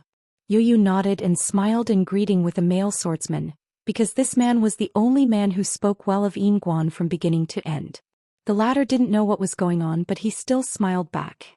Then he saw the man in green shirt who was vaguely the leader, carrying a sword, and asked with a smile, looking at the accent, "Is he from Luzhou in Beiju?" The Beiju Luzhou sword cultivator who was sharing the table with others for a drink nodded and said, "Xianxia Yeshio, this is my first time here." The blue-shirt swordsman smiled gently, "Then can I buy you a drink? Help you settle the bill?" The man smiled generously and said, "This is so kind." The opponent bowed his hands to say goodbye, and the swordsman had no choice but to stand up and return the salute with cupped fists. A chance encounter, no need to ask each other's names. The swordsman in green shirt turned and left, took out a few snow coins and placed them on the counter. He crossed the threshold first and left the liquor store. The girl in the mink hat clasped the back of her head with both hands, swaying her shoulders, and followed closely. The old man put his hands behind his back, lowered his head and bent his waist to follow. The young swordsman repairs the queen. The drinkers in the wine shop did not take that group of people seriously. 1 immortal, 2 ascendants and 1 golden elixir. Just 4 sword cultivators. The sword cultivator who drank for no reason suddenly asked, "What do you think?" The man at the door stopped and turned around, thinking for a moment. "We can borrow that principle from shopkeeper Wei." Pause for a moment. The man said, "It is easy to judge my faults after me. But it is difficult to do my things in my position." There was silence in the wine shop at first and then bursts of laughter with some people sneering. Someone said in amusement, "Who do you think you are?" The man smiled and said, "I am Qin Pingon." Sword of Coming Chapter 1222. Chapter 1222 Pride. The Great Wall of Sword Qi was once a place where it was easier to buy wine than fetch water. Today's noisy market is like the continuation of a new page in a book. But no matter what, it's better than nothing. It is better than being completely silent and simply becoming a foreigner visiting this place to pay homage to the past. Unlike the old deaf child who was so worried and twisted, Xiego noticed Qin Pingan's strange behavior at the moment, so she asked directly, "Mountain Master, he is seriously injured. He is very capable. Do you need me to follow him? Can Xiaomo help us find the place?" "Don't worry, Mountain Lord, Xiaomo and I, aside from swordsmanship, are also good at concealing energy and changing appearance. I also have a unique swordsmanship that can cut off cause and effect. It's not just a boast, it's no better than Chunyang Luyan's hand, and shaking hands outside the world is too inferior, and it is impossible to follow the clues to teach the other party to master fortune-telling and deduction. If she were an immortal, she would be deemed unworthy to be a Taoist companion with Xiao Mo whenever she had to hand out two swords. She is still very confident about ordinary Ascension Realm monks such as Jinghao and his ilk, who are really like paper. She had already secretly flipped through the first dozen pages of Qin Lingjun's collection of strangers. Unless it is the great celestial master of Longhu Mountain or the fire dragon master of Paidi Peak, these are the more difficult candidates for harmony in the 14th realm, so she does not dare to say anything to death. She only needs to call Xiaomao together and it will be safe. Well, Qin Pingan stretched his hand around, patted the hilt of the sword lightly and said, "I just had a fight with someone. It was a narrow victory.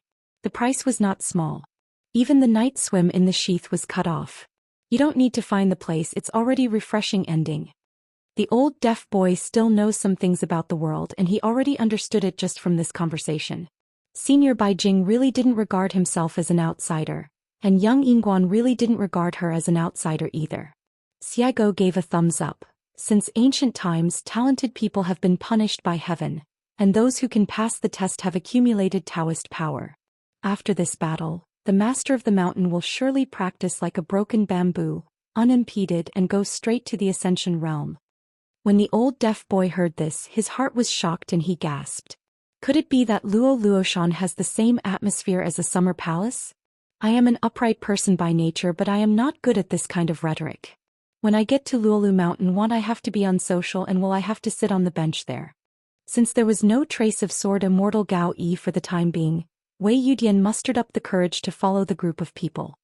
He was so close but could not hear the content of their conversation. Qin Pingan stopped, turned around and asked, "Is there anything else going on with Wei Jianxian?" Wei Yudian said with a shy face, "Junior students dare not call themselves sword cultivators."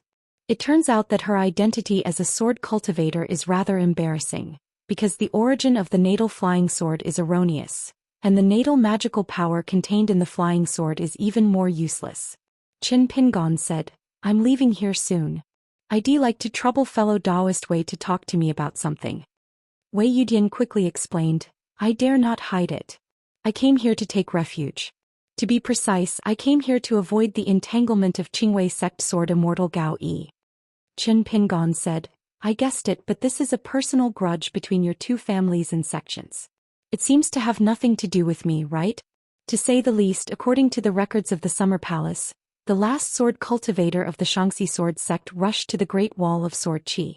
Nearly 200 years have passed since I have been practicing demon slaying. As for the other two groups of Qi practitioners, they are not sword cultivators and have no record of any military exploits. It is impossible that the previous generation of hidden officer Xiao Min deliberately omitted the military exploits of your Xianxia sword sect." Wei Yudian said with a shy face, "We are the current head of the Xianxia sword sect." Qin Pingan cut off the conversation and said, "I know Ding Fai, whose Taoist name is Tongjun, wears a sword Jianzhen and a flying sword Jieshen. He is the leader of the Sea Sword sect in Shanfangshan. Master Ding is good at Zhu Yuk. He is easy to count with plum blossoms, and is especially proficient in hexagrams after hearing sounds. There are many strange stories spread in the countryside of Wuxia dynasty. He is a descendant of ancient Jin. It is said that he can curse fellow monks to kill without seeing blood, and can also save people invisibly, so he is the people on the mountain are known as ghost seekers, and they don't dare to be easily provoked. In addition to these superficial things, there are actually some inside stories which I know all about. I guess it must be Master Ding who helped you make a prediction asking you to come here and wait for the opportunity. Is it good luck to avoid disaster? Or is it already known that fellow Taoist Long Xing will act righteously? The old deaf boy waved his hands repeatedly. I don't have enough Taoist power to do anything.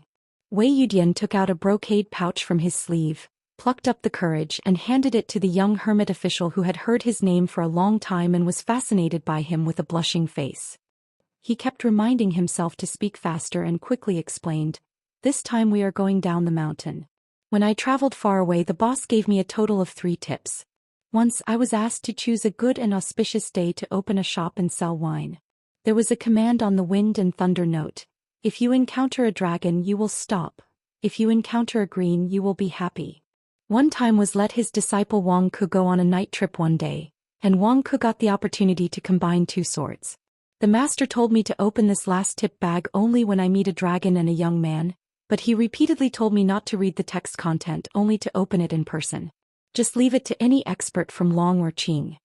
Qin Pingon took the brocade bag, took out the small note, took a look at it, put it back in the brocade bag and handed it back to Wei Yudian. His expression became visibly gentler and he said, "You can rest assured to do business here. I will if you travel to Liuxia continent, you will visit Xianxia sword sect in Fenzhou Weisher.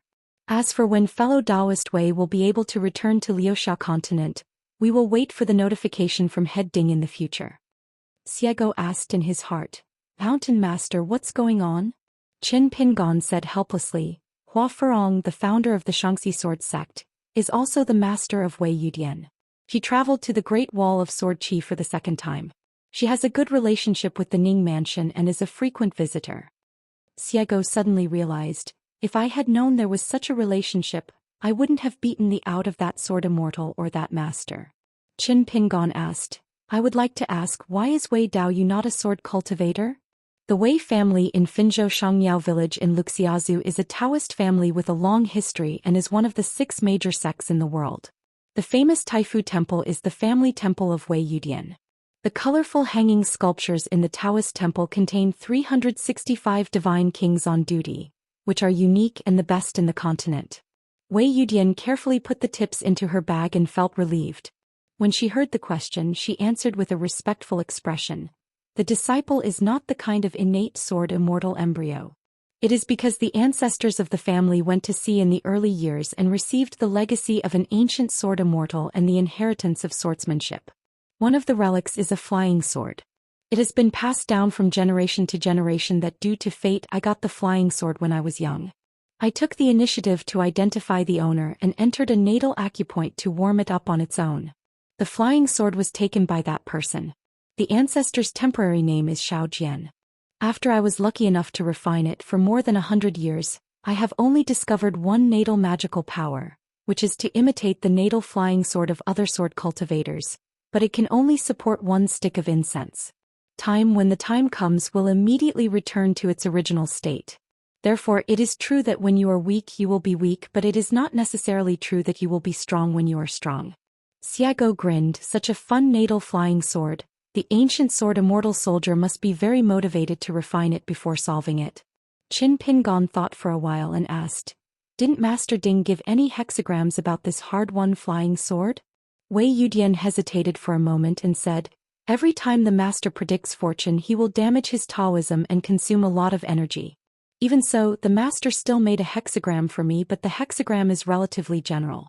There is only 1 sentence, over and over again. And 3. The head of the sect is a fortune teller, and there has always been an ancestral motto of the sect that cannot be interpreted in 2 ways. Qin Pingon thought for a moment and said, "I have a suggestion. You ask your family or the Xianxia sword sect to help you find a flying sword, whether it costs a lot of money or a lot of favors. You try to use it with the sword." Sword refining.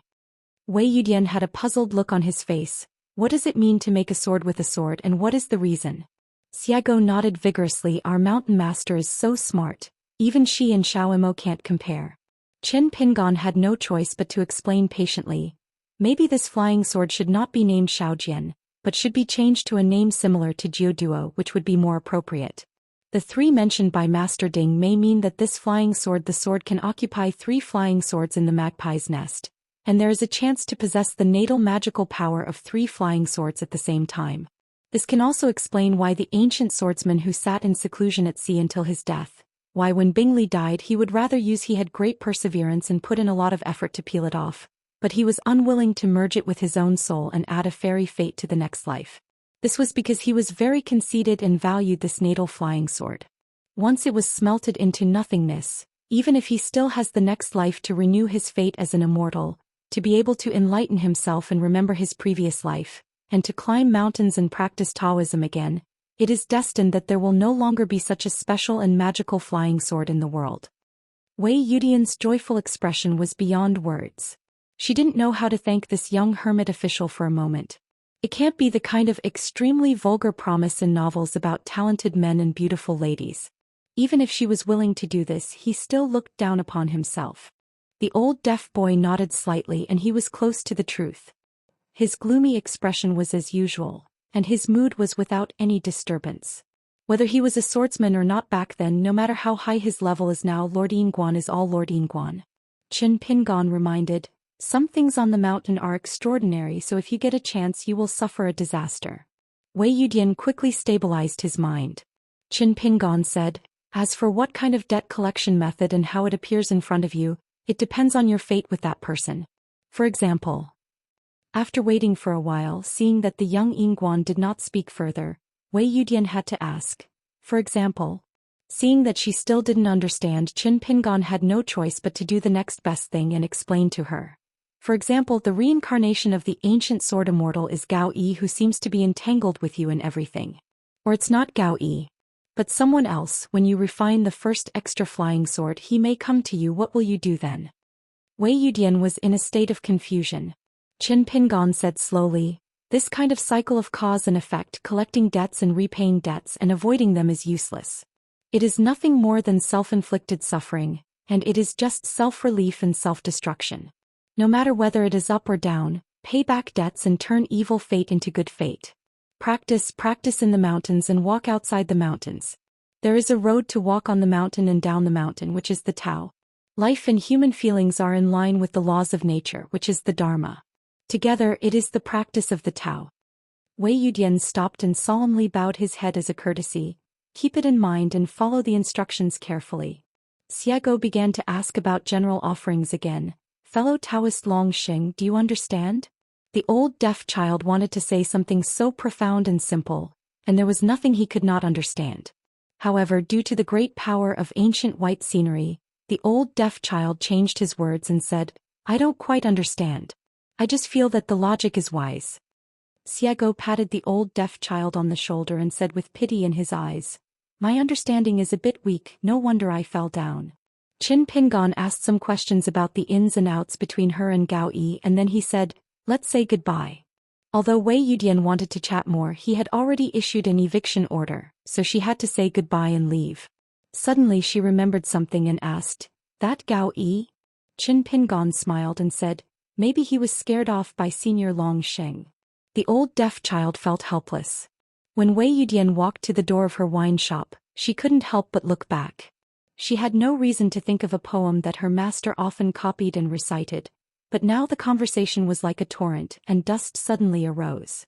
"Ancient friendship is like true gold. Its color will never return after 100 refinements." This young hidden official indeed has the character of a knight in ancient times. With about half a stick of incense left to spare, Qin Pingan came to the base of the city wall and looked at the land sword immortal who was about to fall apart. He still showed no sign of waking up. The Confucian temple attendant sage who was stationed here also did not show up. The meaning of dissuading the fight was just leaving a young sect master indifferent. A Taoist who is only 2 years old in the Yupu realm is still a sword cultivator. He founded a sect at such a young age. Not to mention Liuxia continent, he is an extraordinary figure in the entire Haoran world. Xiago asked curiously, "Why don't you call Wei Yudian and have a drum to gong discussion with this swordsman who is lying on the ground and sleeping soundly, and make it clear face to face?" Qin Pingan said, "Suppose Gao Yi is really Wei Yudian's debt collector. With us by his side, Wei Yudian's Taoist heart will inevitably feel confident. Taoist monks cannot rely on external forces to escape disaster before their manpower is exhausted. This matter is important to Taoism. It's in the way. The old deaf boy nodded and said, "That's the truth."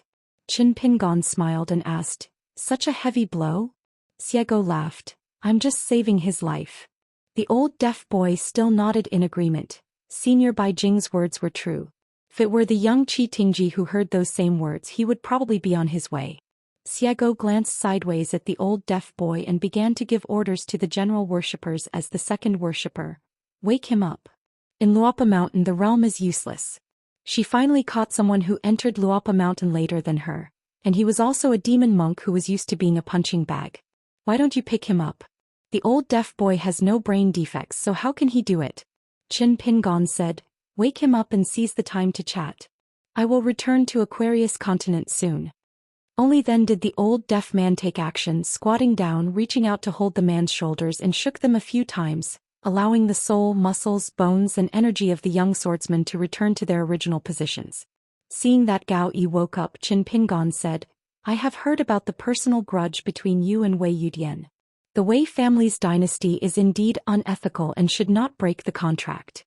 You came here alone, found Wei Yudian and wanted to. There is no problem in getting the money back with interest.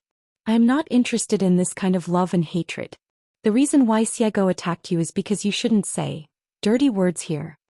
Gao Yi leaned against the wall, raised his head and stared at the man in the green shirt in the middle, then looked at the girl in the mink hat from the corner of his eye and sneered, "What a good trick I have learned from you. Do you dare to give me your name?" Xiego was really not used to this kind of idiot who couldn't figure out the situation. He kicked him and the sole of his shoe hit the young swordsman's forehead. He hit the city head with the back of his head, causing the young swordsman to faint again.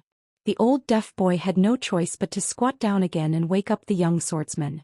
Gao Yi didn't dare to say harsh words anymore. He just lowered his head and stretched out his fingers to wipe the blood from the corner of his mouth. Qin Pingon continued, "When Wei Yudian opens a shop here and sells wine, don't bother her. But as long as she returns to Hauran Tianxiao, you can wait for her at sea, or seek revenge and collect debts in Luxiazu. Each one depends on his own ability. Do it at your own risk." Gao Yi crossed his arms across his chest and remained silent. He's like that kind of arrogant young man in the market. He won't lose even if he loses. Even if his head is split open and his mouth is full of blood and he can't open his mouth, he still has to speak with his eyes. "As long as you don't beat me to death today, sooner or later I will kill you one day." The old deaf boy rubbed his chin. It was strange. He had been slapped away by Senior Bai Jing before. How come this kid still didn't know the pros and cons and showed it so grandly on his face? The most famous great monks in Liuxia continent are Jinghao from Qinggong Mountain and Shunan Yuan, the heavenly master of Tianyu Cave, the only two who have ascended to the realm. The so-called mountain tops of a continent are not very high. Compared with the real Huolong from Luzhou in Beiju, Lu Jubao from Aizu is far behind. Since this kid is not the direct disciple of Jing Hao or Shunan Yuan, is he an illegitimate child? Qin Pingon said, "You can be unconvinced or you can be dissatisfied verbally or mentally, it's up to you. I'm just stating a fact to you." After saying this, Qin Pingon shook his head and smiled to himself. It's time to find an opportunity to go to Zhenwu Mountain. Qin Pingon glanced at Gao Yi and said, "In this area north of Shirwanda Mountain and south of Old Mirage, my words are more effective than the Confucian Temple." When Gao Yi heard this, he hesitated to speak. In the end, he didn't say anything. Qin Pingon turned and left. Gao Yi grinned, stood up, stretched out his hand to rub his ribs, and he wrinkled his face in pain. The girl in the mink hat looked at the slender figure and her strength was amazing. What kind of realm?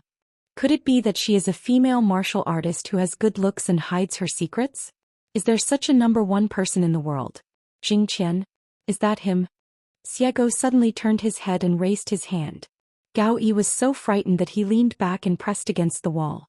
Qin Pingon calculated the time and said, "You all go your own way and we will meet again at Luopa Mountain later. I will ask you carefully about the details of cultivation in the immortal realm." Xiego looked indifferent. It was very simple for the immortal to break through the realm and ascend. She just said doubtfully, "It doesn't look like the mountain master's behavior." Qin Pingon smiled and said, "Senior brother asked me to say some crazy words while I was young. After trying it, I found that I didn't adapt to it and it was still quite awkward.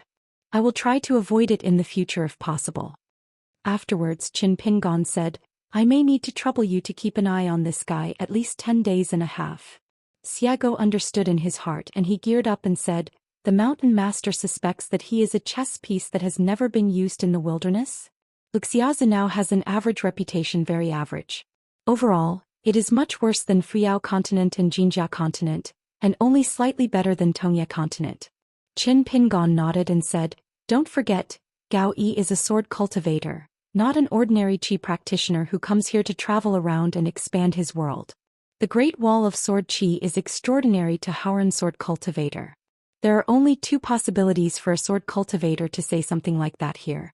Either he is young, he is a sect master and a swordsman, and he is so proud that he does not know how high the world is. In addition, he hates the Xianxia sword sect so much.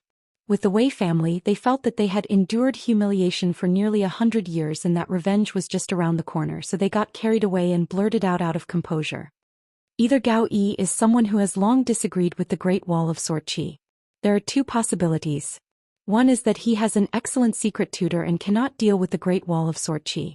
For example, Gao Yi's preacher once served in the Great Wall of Sword Qi in his early years. The Great Wall of Sword Qi and who asked the sword lost and suffered a big loss.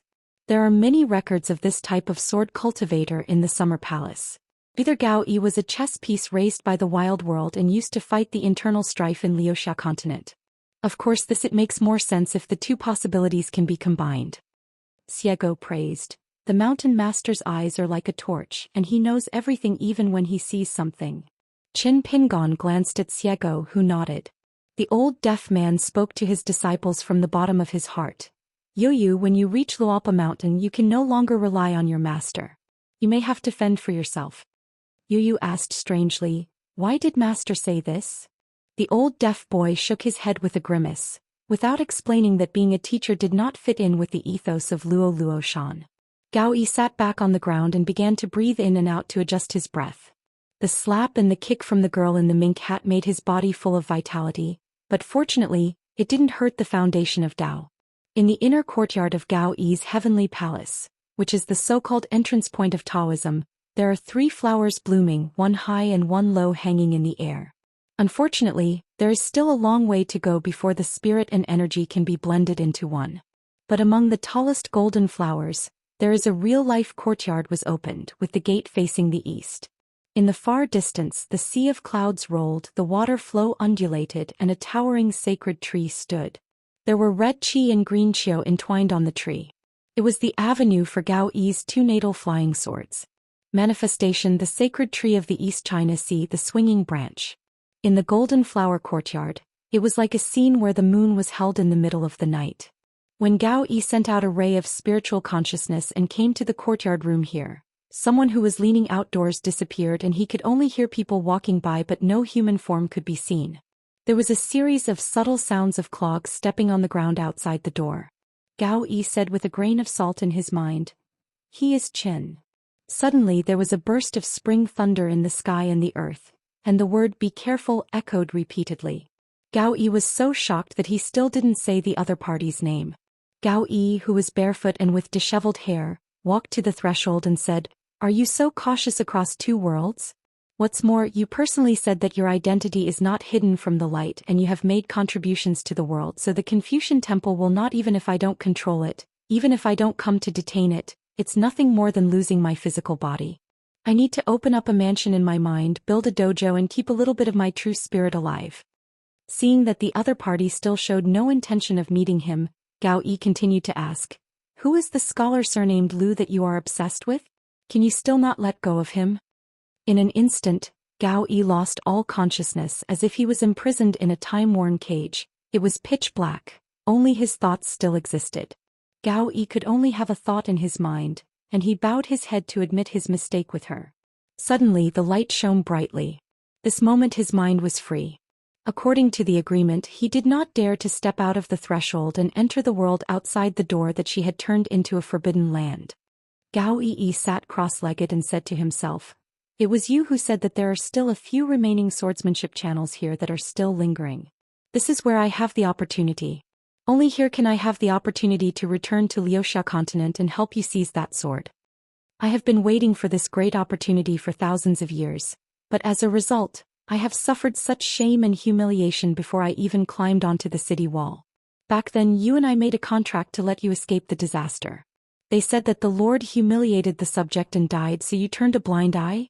Nowadays, opportunities abound in the world of Howren. Compared with the time when the two worlds of Howren and Wilderness were connected and opened, more visions are happening. Just talking about Wuxia continent, a remnant cave from ancient times has appeared recently. If it is not the Jade Pu realm, there is no way to participate in the fight. Earth immortals and their ilk dare to wade through the muddy water, and even a tooth sacrifice is not enough. It is said that Jing Hao, the Taibao of the Qing Palace, traveled to other continents this time in order to secretly seek help from a strong arm to stabilize the Tianyu cave. The dignified leader of Izhou Mountain did not hesitate to lower his status and hook up with the monks on the top of Bizhou Mountain. It is obvious that Jing Hao is determined to win this site. A cold voice sounded melodiously. There are roughly 3 types of ancient contracts. We are not masters and servants. You and I are just equal hosts and guests. In my opinion, you are just like a hut. I will help you. You came from an unknown royal family hostage to have this opportunity just 100 years ago. It is an opportunity that you never dared to think of before. In terms of accommodation expenses, I have already given you enough money. Gao Yi, you should not push yourself too far. I couldn't wish for more. Gao Yi put his fists on his knees, his eyes were hot, and he suddenly started to curse, calling him a prostitute and a slut. I will sleep with you sooner or later. But the other party remained the same, indifferent, and regarded his foul language and loud curses as nothing more than the chirping of cicadas in the countryside. Gao Yi said, "You people who have achieved Taoism, do you really have no emotions or desires at all? If you need to pay this price to achieve Taoism and immortality, what is the meaning of immortality?" Probably because these words aroused the other party's desire to speak.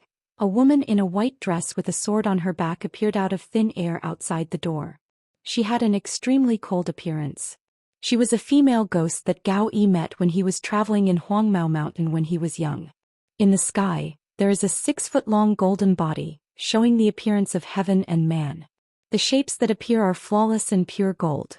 All we know is that her surname is Zheng and her specific level is unknown, but her swordsmanship is extremely high. She helped Gao Yi secretly several times when he was in danger or even died. When Gao Yi first started practicing Taoism, he mistakenly thought that she was an earth fairy ghost. When he became an earth fairy, he guessed that she might be a legendary Jade Pure Realm ghost fairy. Now when Gao Yi himself is a Yupu realm ghost, then he guessed that she was at least in the immortal realm. Gao Yi didn't know if he became an immortal in the future, would she still be in a higher realm than him? She looked towards a certain direction in the void, her expression dark and unclear, and said, "There are 4 of them, 2 of them sword immortals are in the same realm as me. But if I really want to take action, I'm afraid I can only defeat that young golden elixir sword build." Gao Yi fell back and fell to the ground. I don't know why, just looking at him has consumed all my energy. I have never encountered such a strange thing in my life. She smiled and said, "In your lifetime? How many years is it?" Gao Yi remained silent. She leaned against the door with her back to Gao Yi inside the house. "Now that I know why he wants to meddle in his own business, why did I avoid them?" Gao Yi said, "You said you once stopped at Daoist Mountain." She looked sad and murmured, "Don't mention the past anymore. After the founders of the 3 religions dispersed, all kinds of gods, ghosts, strange and ancient immortals sprung up like bamboo shoots after rain, one after another. Successfully evading the disaster, getting out of the disaster, waiting for the opportunity, and finally the sky will clear up after the rain and the sun will shine again. The female ghost sword fairy surnamed Zheng hidden in Gao Yi's mind is just one of them. She once made an agreement with an old friend. It didn't require any oath, it was just a gentleman's agreement. As a result, he broke the appointment. But to be precise, she broke the promise first. It turned out that he had indeed reminded her not to try Hadao when they were saying goodbye at Daoist. She had indeed endured it for many years, but finally couldn't hold it in any longer and claimed to believe in Tao but not in evil. As a result, Hadao failed. Failed every time and lost his body. Perhaps this is doomed. The change of heaven and earth is called a great calamity. In this calamity, everyone has his own calamity. Gao Yi said, "What should I say now?" She sighed faintly. If you can get the recognition of a certain sword vein here, I will help you fight for a glimmer of hope in the avenue. It's time for Liuxia Continent, Jinghao and others to give up their positions. Gao Yi asked, "What about you?" She said, "When you have accumulated enough external skills, you can leave your house and fly up in the daytime, and then we can go our separate ways. As for the cave heaven ruins that are the foundation of enlightenment, as long as Qin Qinglu doesn't take action, she actually has a good chance of winning. It's just that there is no need to tell Gao Yi about this kind of thing, lest he become arrogant and blindly exaggerate, which will lead to bad things. Right now." One sword instantly cut through 2 heaven and earth restrictions. This sword light cuts open from the outside to the inside, but opens the door from the inside to the outside. A man in a green shirt with a sword on his back walked out from that door and laughed at himself. "I no longer want to be a hidden official, but I want to do the work of a criminal official." Qin Pingon finally understood why Li Xing wanted him to come here. Is it to help the Confucian temple to remind her a few words not to cross the line in future actions? The woman in the white dress carrying a sword frowned slightly. Gao Yi was horrified and stood up in a hurry. Next to Qin Pingon, a person appeared who had been hiding here for a long time. She was a slender and beautiful woman. Her appearance was not inferior to that of the woman in the white dress. Bai Jing's terrifying talent is not only in sword refining, but also in all aspects. Perverted and unreasonable. According to the old blind man, if it weren't for some kind of jealousy, she would have been able to join the Tao a long time ago. In ancient times, under the 14th realm, sword cultivator Bai Jing was indeed more invincible than Xiao Mo. Bai Jing smiled and said, "Does this girl have a Taoist nickname? Can you tell me?" The woman in the white dress looked cold and didn't say a word. Qin Pingon explained, "If I am not mistaken, the senior in front of me is called Xing Dan and she has no Taoist name. It is said that she learned swordsmanship from UNV. Her swordsmanship was as famous as the man who killed the dragon. Xing Dan learned Tao sincerely, get its essence, understand the art of hand-to-hand combat, have both short and long-term skills, be strong internally with spirit, externally spread the weather, and have sword energy that cuts through the clouds." Xing Dan was slightly surprised, nodded and said, "Mr. Qin is so complimentary." Qin Pingon said, "Xing Li hopes that seniors will not violate the rules in the future." Xing Dan nodded and said, "The sage is here and the rules are here." Qin Pingon didn't say much. "Anyway, I have already helped deliver the message." Bai Jing grinned and said, "Listen to me, are you saying that the young master is going to rebel now that he's gone?" Xing Dan smiled and said, "It's senior's business what you want to think. If it weren't for the fact that there was just a mind here and no body, Gao Yi would probably be sweating profusely." Qin Pingon joked, "Gao Jianxian, are you nervous?" Gao Yi had a dark face. One wave comes after another. Someone stepped into this forbidden area, but it was still like entering a deserted land. "Xing Dan, Baidi City is short of a man, are you interested?" Xing Dan bowed to the visitor with his hands folded and said without hesitation, "I am willing to follow Mr. Xing to practice the great path." Xing Juzhong nodded and said, "When the affairs of Liuxia Continent are over and the debts with Gao Yi are settled, you will go to Baidi City to guard the gate." Gao Yi's mood was extremely complicated. He just looked at the man in the green shirt again. His surname was Qin. "Are you nervous?" Xing Juzhong asked with a smile. "Mr. Qin, do you want to go to Baidi City to see it? Otherwise, when you pass by the Middle-earth Divine Continent in the future, Baidi City has been closed. It is uncertain when it will reopen." Qin Pingon shook his head. "We have to go back to Aquarius Continent." Xing Juzhong nodded and said, "Well, see you later." Before leaving, Xing Juzhong looked at Bai Jing with a smile. "Fellow Taoist Bai Jing, as long as you are willing to kill strangers, you can escape the disaster and join the Tao." Qin Pingan's face was expressionless. Bai Jing grinned and said, "When I was in retreat with the old blind man I thought of it, but this path of harmony is a bit inferior. What do you mean?" Xing Juzhong said, "It's a pity. Since it was destined that all Taoists can be killed, and there is nothing and no one in the world that cannot be killed, all the swords that have been cut to the world are broken swords, and there are no more swordsmen in the world. Bai Jing has a chance to be among the 5 realms." Bai Jing pursed his lips. Xing Juzhong smiled and said, "Am a poor person on the road? Why should I deceive myself? Showing others the appearance of a girl in a mink hat is to first cut off one's own mind, then cut off the strangers in the heart 14 first, and then cut off the sword in the world with the sword. On the road, if I pray for 15 more times, why do I regret it when things come to an end? Bai Jing wrinkled his face, feeling extremely aggrieved. He held the back of his head with both hands, then raised his head high and looked into the distance. I don't know how to be sad in the first place. I am most afraid of seeing tenderness. Once you have seen it, you will be reluctant to part with it. Jing Juzhong nodded and said, such Bai Jing is Bai Jing. She is indeed the female cultivator who took the lead in the battle to reach heaven. Qin Pingon was stunned when he heard this and turned to look at Bai Jing. The first woman to reach heaven? This was the first time he heard about this. In the past, I had only heard that in the battle to reach the sky, it was the first Taoist priest in the world who opened the way to the sky, and the first male monk to enter the gate was the leader of the swordsmanship who was also one of the top 10 heroes in ancient times.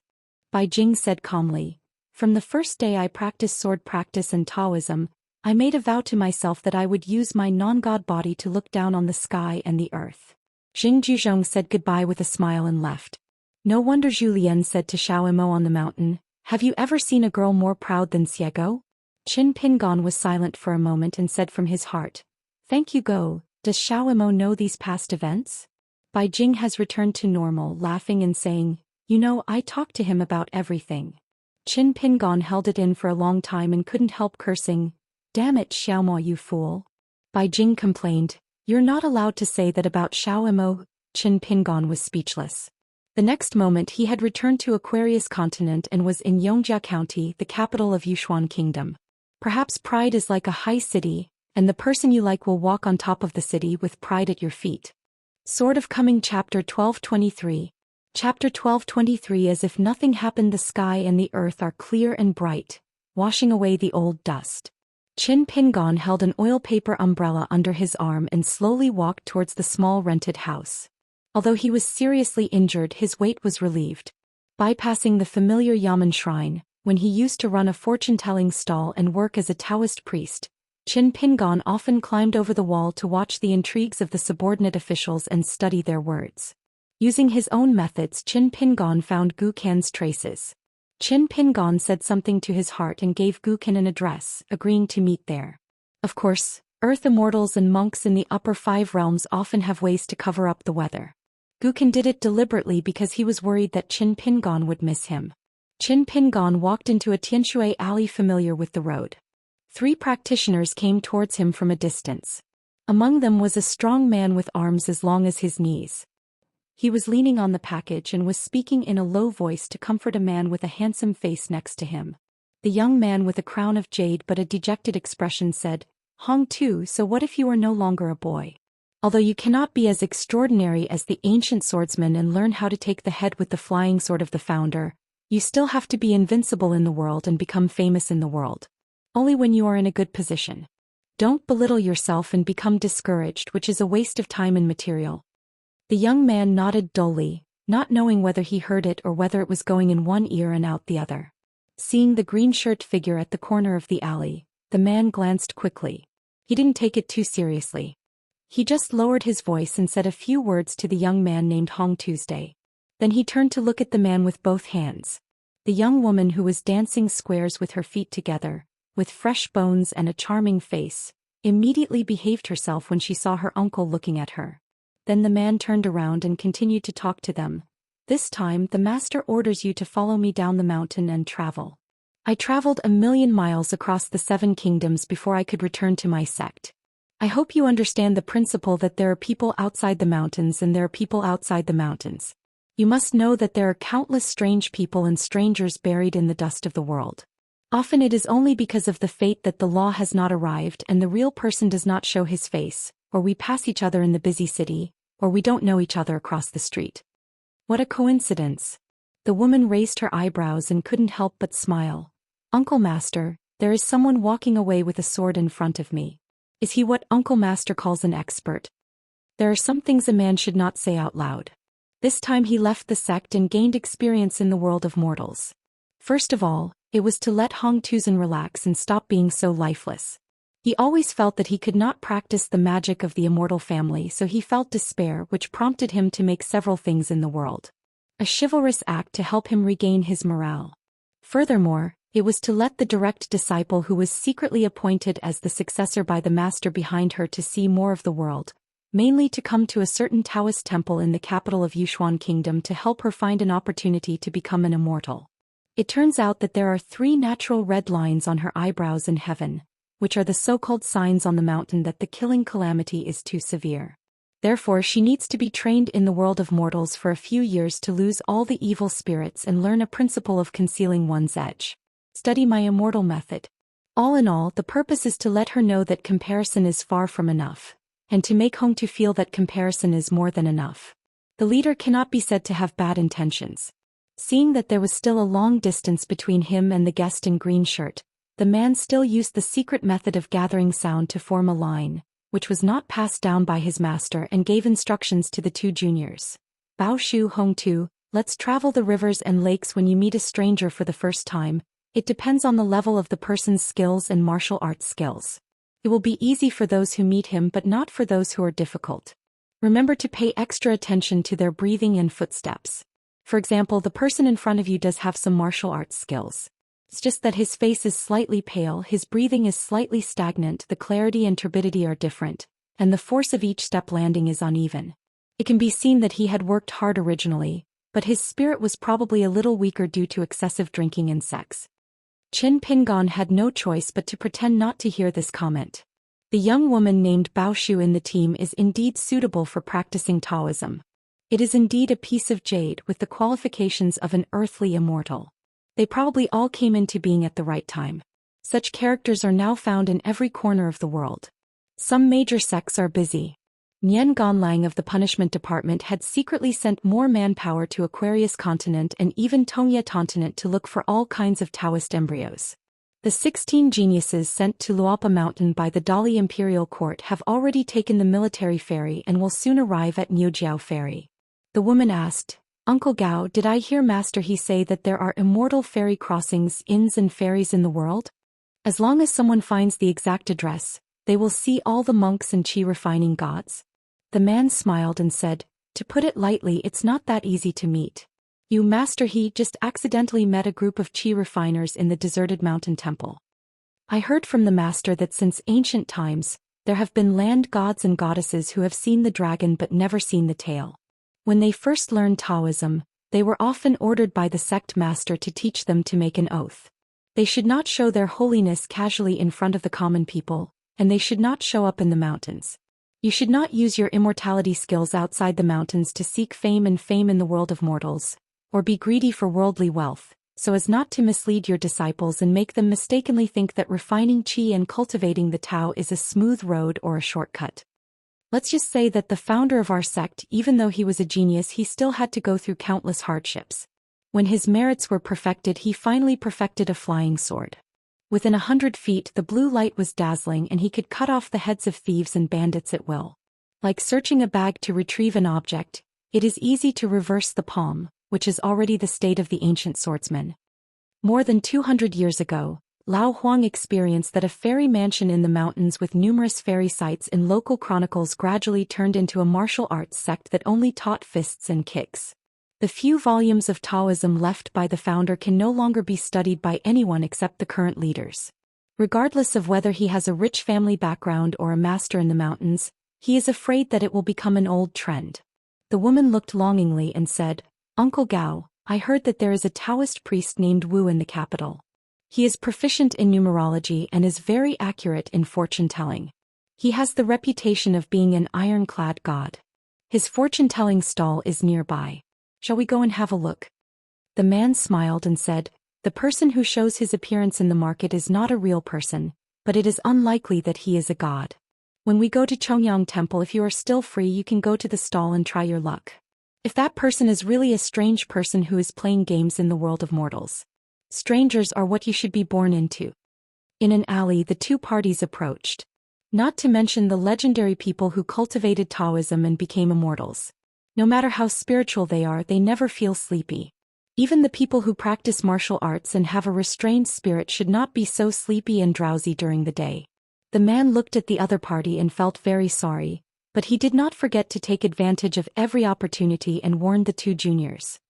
He gathered his voice and said, The founder of our sect has a saying: wine, sex, wealth and material possessions can make people feel exhausted day and night. The peaceful family of the immortals can lead to the path to enlightenment. Sex and between men and women are the worst mistake for immortality. This person is light-footed and extremely sleepy. If the head brother is here, all he needs to do is recite the incantation, take a sip of talisman water and spray it on his face. This will free you from the entanglement of the Sandman's nightmare and restore your mind to fullness. If you can learn to exercise restraint in the future, this person's path to martial arts will surely not stop here. The two sides passed each other. After walking out for more than 10 steps, Bao Shu laughed in a low voice. Master is famous for his kind-heartedness. According to his temper, he will definitely stop and have a good chat with this person. People of the same generation as the head, except her master Uncle Gao Zhu, privately said that her master was a good gentleman. If you encounter injustice outside the mountains, take care of it. If you encounter an unfortunate person in the world, help him. This has affected the development of the sect and his own practice a lot, but the leader always says that suffering is a blessing. Not long after she came to the mountain, she had overheard some harsh words in the past few years, saying that the leader was too soft-hearted, weak in Taoism and not like a Taoist, which was why he had no academic ability but no Taoist power. Deep down in her heart she felt that these statements were correct.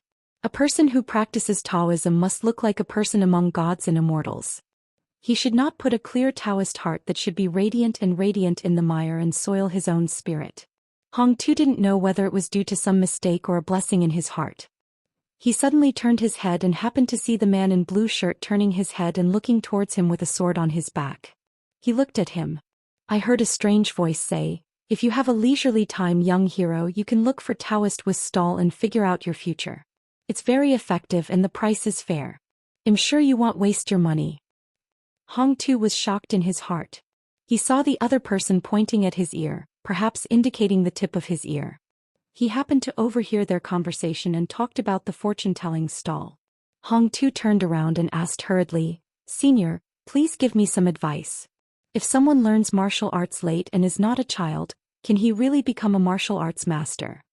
However, he saw the inconspicuous man in green clothes using a ladder-like technique that resembled a light soaring technique. His feet were overlapping each other in the air, and in an instant his figure was higher than the eaves of the alley and disappeared. Traces. When Bao Shu heard the movement behind her, she turned around and took a look. She only saw the green corner of her clothes. She was not surprised and asked, Uncle, are you a master? The man didn't feel that he had made a mistake and said with a smile, the movement is not small, it is very high. Qin Pingon sat on a roof, thought for a while and looked in the direction of Xiao Mountain, without bothering Ma Kexuan's few disciples who were not yet mature. Repaying kindness with kindness and repaying with hatred is a matter of course. It is not only a matter of one's own family but also a matter of the whole world. As for whether that woman who has quite good bones and is suitable for practicing Taoism in the mountains, can become a true Taoist, it is hard to say. Not to boast, if Tsin Yuanji had not met Zhu Lian and Jiang Chu had not entered Lulu Mountain, he would probably have disappeared from the crowd. Forced to cheer up, Qin Pingon chose a secluded alley and fell to the ground. It had been a long time since he felt like he wanted to take a long nap until he was full. Gu Kan and his party were walking through the streets in Yongjia County. Imperial Master Huang Lai didn't know anything about it. It was his maid Gu Lingxiu who helped ask for directions before they found a quiet alley. Outside the door of the small house, apart from Qin Pingon who was squatting on the steps with his hands in sleeves, there were also a group of unfamiliar faces standing, apparently chatting. Qin Pingon looked a little sluggish and he was clearly seriously injured. This familiar scene made Gu Kan's face darken. Gu Kan walked forward slowly, asking for the result with his eyes. Qin Pingon said in his heart, It's okay, it's an acceptable price. The night travel sword is broken, and there is still a natal robe that needs to be refined and mended. Dozens of less important chi palaces have lost their foundation and need to be repaired. But it is not without benefits. In the long run it will definitely not be a loss. I just took this opportunity. Ning Yao is right. Yu Pu pursues truth and is more pragmatic. When an immortal ascends to ascension except for the last step before reaching the bottleneck of the immortal realm, monks are more pragmatic. What's more, Qin Pingan's current path to Taoism, after passing the biggest hurdle of Yuanying's return to Yupu, could not be simpler. It's nothing more than sword refining. When it comes to sword refining, it's even simpler. It's just eating gold. Fine copper coins and dragon-slaying stones. Qin Pingon has already made arrangements for gold and copper coins. He will discuss with the Song family in Dali and do business with the Luzhou Luomahi Lu family in Sanlang Temple in Beiju. If a small amount adds up to a big sum, there are always ways to do it. Let's go. According to Jing Zhezhong's estimate at the time, if Qin Pingon only needs to eat another 1,500 gold coins, Jing Zhongyue can be promoted to the rank of Jingkou. With the number of flying swords differentiated, there is hope, raising it to 800,000. If he is more optimistic, Qin Pingon can even think about the number of millions. So the real difficulty is still the dragon-slaying stone. Gold and copper coins can be considered priceless but marketless. But the dragon-slaying stone is a typical priceless and marketless one. Anyone who gets it can just cover it up, hide it, and never sell others. So at the top of Jilin Peak, even Zhou Xian personally helped to make the matchmaking, but he couldn't guarantee that he would be able to help find the seller. Qin Pingon wanted to use this to refine the sword in the cage, sharpen the sword's edge, and improve his rank. One can imagine how difficult it is. Gukin stared at him blankly. Are you sure that Moss family has been eradicated? Qin Pingon changed the subject. I took a temporary trip to the Sword Qi Great Wall and met your master. We chatted for a few words. Baidi City will be closed soon. He invited a female sword immortal named Xing Dan. Although the person who serves as Yen is a ghost fairy, her swordsmanship is very high and she has a great background. Her swordsmanship inheritance has been alongside Zhou Xianxi's Tsuqing lineage in recent times. Gukin nodded. The sword cultivator who was able to be personally invited by Jing Juzhong to serve as a shaman must have a strong Daoist practice. Gukin said from the bottom of her heart. The injury is serious. After returning to Luopa Mountain, do you need to stay in seclusion for a period of time? Qin Pingon said, it doesn't prevent me from being the best man for Lu Xianyang. Gukin said, if it doesn't work, let Lu Xianyang postpone the wedding banquet. Qin Pingon looked straight at Gukin. Gukin said helplessly, joking, teasing, making a joke seriously. I'm not worried that you will harm your Taoism. If something impedes your Taoism, I'll have a few light words to help you relieve your boredom. Qin Pingon slowly stood up and introduced them one by one. I don't want you to work in vain. Let me introduce you. My pseudonym is Pu Lu, my real name is Su Fu. I am in the nascent soul realm and there is little chance of breaking through. Guan Piao, Ghost Cultivator, Golden Core Realm. Breaking through the realm is not difficult. Shin Ku, who is the bottleneck of the 7th realm of martial arts, can immediately reach the far-traveling realm. I have already negotiated with them. As long as you are willing to recruit, they can go to your side. Just take care of the food, whether they will give you a salary or not. It depends on your mood. These former masters, who were brought out of Ma Mansion by Qin Pingon, were either old gods or great masters. They had each had a meal before. The old woman suffered a fire torture and the ghost spy got a solid meal. Grandmaster Shin's situation was even worse. All in all, he was miserable to the point that it was unbearable to look back. Now just thinking about it makes their hearts tremble. If Qin Jianxian hadn't asked them to follow him and said that he had an opportunity to offer, the old woman would have thought of running away. Not to mention Yu Xiangua, she would have thought of traveling to other continents.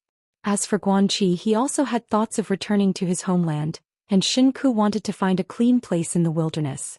At least for a year and a half, the old martial artist didn't want to be seen again. Gukin remained silent. I'm here to help. Can you please help me? I'm just watching from the sidelines and in the end you're going to talk to me about remuneration? If it were anyone else, Gukin would probably just say, I don't accept waste. Qin Pingon raised his hand and patted Gukin's shoulder gently. You, a new sect leader who comes from the Baidi City genealogy, should I introduce you to some descendants of famous families and noble men with strict ancestral precepts? Are we above board with you every day? What's more, this group of people have just suffered a lot and are the most honest. Your new sect can use it. Their realm is not high, but they are all very thoughtful. They know how to behave and are willing to do things. Gukin glanced at Qin Pingon without saying anything. He turned to look at those few people. He was now very polite in dealing with others. He cupped his fists and smiled and said, Nice to meet you. My family's fortune is not big now. If I can get 3, it is a blessing for the younger generation to have an elder to help them. Although I don't know the identity of the young man in scholar's shirt in front of me, as long as he is Qin Jiangxian's friend, how different his identity can be. Therefore, the 3 of them all looked flattered and returned the favor one after another. In fact, 1 nascent soul, 1 golden pill, plus a 7th realm martial artist who is about to enter the far-traveling realm is quite good. Just like the number 3 person who founded a sect in any continent, as long as he doesn't compare with the time-honored sects, his reputation is not small. Let's just say that a few decades ago in Shujian Lake, Lu Zimeo's Xianxia Island had almost the same kind of wealth. Gu Lingyan curled his lips. Good luck to these 3. After entering the Sun's sect and going out, there is an extra amulet. After all, the authentic ancestral court of the sect is the Baidi city and Jingzhuzhong. Beating a dog depends on the owner. Even if the 3 of them hit a hard nail, the sect leader Gukan doesn't have enough face, so does Jingzhuzhong have enough face? As the people recommended by Qin Pingon personally, they were like another life-saving talisman for the sect leader Gukan. Gukan introduced Huang Lai, who had just been recruited by his side. Huang Lai, he has just resigned from the post of national advisor. Qin Pingon clasped his fists and said with a smile, I have met Senior Huang. Huang Lai looked solemn and returned the courtesy solemnly. How can a little golden elixir be worthy of the title of senior? If you practice Taoism and live forever, those who have mastered it are the first. I have met Mr. Qin. Qin Pingon laughed dumbly. Gu Lingyan couldn't help but sneer. Oh hey, I can help you give a unique insight to the word sir. Mr. Huang is so good at flattering others. No wonder he can become a national master. Qin Pingon asked, where are the others? Now that Gukan is here, Lu Xianying is definitely indispensable. Gukan smiled and said, this guy went to Jinwu Mountain to block the door. Qin Pingon rubbed his eyebrows. Gukan said, let me state in advance that it was his idea for us to come to Yuxuangguo to meet together this time. I can only be a helper. Qin Pingon said angrily, you are loyal. Gukan chuckled and said, I'm used to selling him. Qin Pingon is used to it. Gukan said, Pei Qian is here too and is currently at the Qinghuang Temple in the capital. Before Qin Pingon could say anything, Gukan said first, it's Lu Xianying's intention. Seeing that Qin Pingon still wanted to talk, Gukan, who was familiar with his temperament, immediately asked a key question from the bottom of his heart. What kind of crimes did they suffer in Ma Mansion? They are almost reduced to walking zombies who are just dragged by the thread of soul. It's a mess if I don't find a few bottles of panacea for them and quickly stabilize their minds and souls. The sequelae will be too great. Gukan is a bystander and his realm and master's biography are all there. On the other hand, Pu Lu and several insiders are not aware of their current dangerous situation. Qin Pingon roughly explained, except for the relatively good spying on ghosts, the other 2 are not fuel-efficient lamps. I helped them tailor several small methods, setting up minefields and giving them fire punishments. The warriors passed the test and used some tricks. Discipline. It's good that you don't miss it when you're passing by, but it's good that you give it a small punishment or a big warning if you bump into it. Gukan couldn't help but laugh and gloated. It's okay if Shinku survives. After all, he is a martial artist. What about Pu Lu and Guan Piao? Even if the old woman had no chance to join Yupu in the first place, the problem is that she now has a great opportunity. She dares to retreat, dare to break through the realm, dare to face her inner demons? Qin Pingon said, in the future, as long as they hope to break through seclusion, if you write a letter I will help them. Cut off all their memories as if they have never seen me and it will not hurt their Dao roots. Just cleared the memory. Gukan remained silent with complicated eyes. Qin Pingon laughed at himself and said, comparing me with Mr. Zheng? Can we compare? You think so highly of a immortal realm monk and insult a 14th realm mentor who wants to establish a religion and call himself an ancestor? Gukan didn't feel much about the words, establishing a religion and claiming to be his ancestor. He seemed to have expected it. Hearing this, his heart was not disturbed. Instead, he felt about the words, immortal realm. Qin Pingon stretched out his hand to hold down Gukan's head. I am both an immortal and a sect leader. Lu Xianying is still a sect leader after all. You're nothing like that. You only have a jade purity realm next to you. What can you do? Gukan was speechless. Qin Pingon smiled and said, this is what I call joking. After entering the house, the old women looked around. In fact, there was nothing to see in the palm-sized land. They were very surprised. Is this where Xianxia settled in the capital? Wouldn't it be too shabby? But after they thought about it, they were quickly relieved. How could the great sword Immortal's actions be judged by common sense? Qin Pingon smiled and said, "Diligence is a money tree, frugality is a cornucopia. The hall is simple, mainly just an 8 Immortals table." Qin Pingon invited everyone to sit down and said, "The rented place does not provide good hospitality, and we serve tea instead of wine." Sensing the gesture from Gu Kan's eyes, Gu Lingyan immediately went to boil water.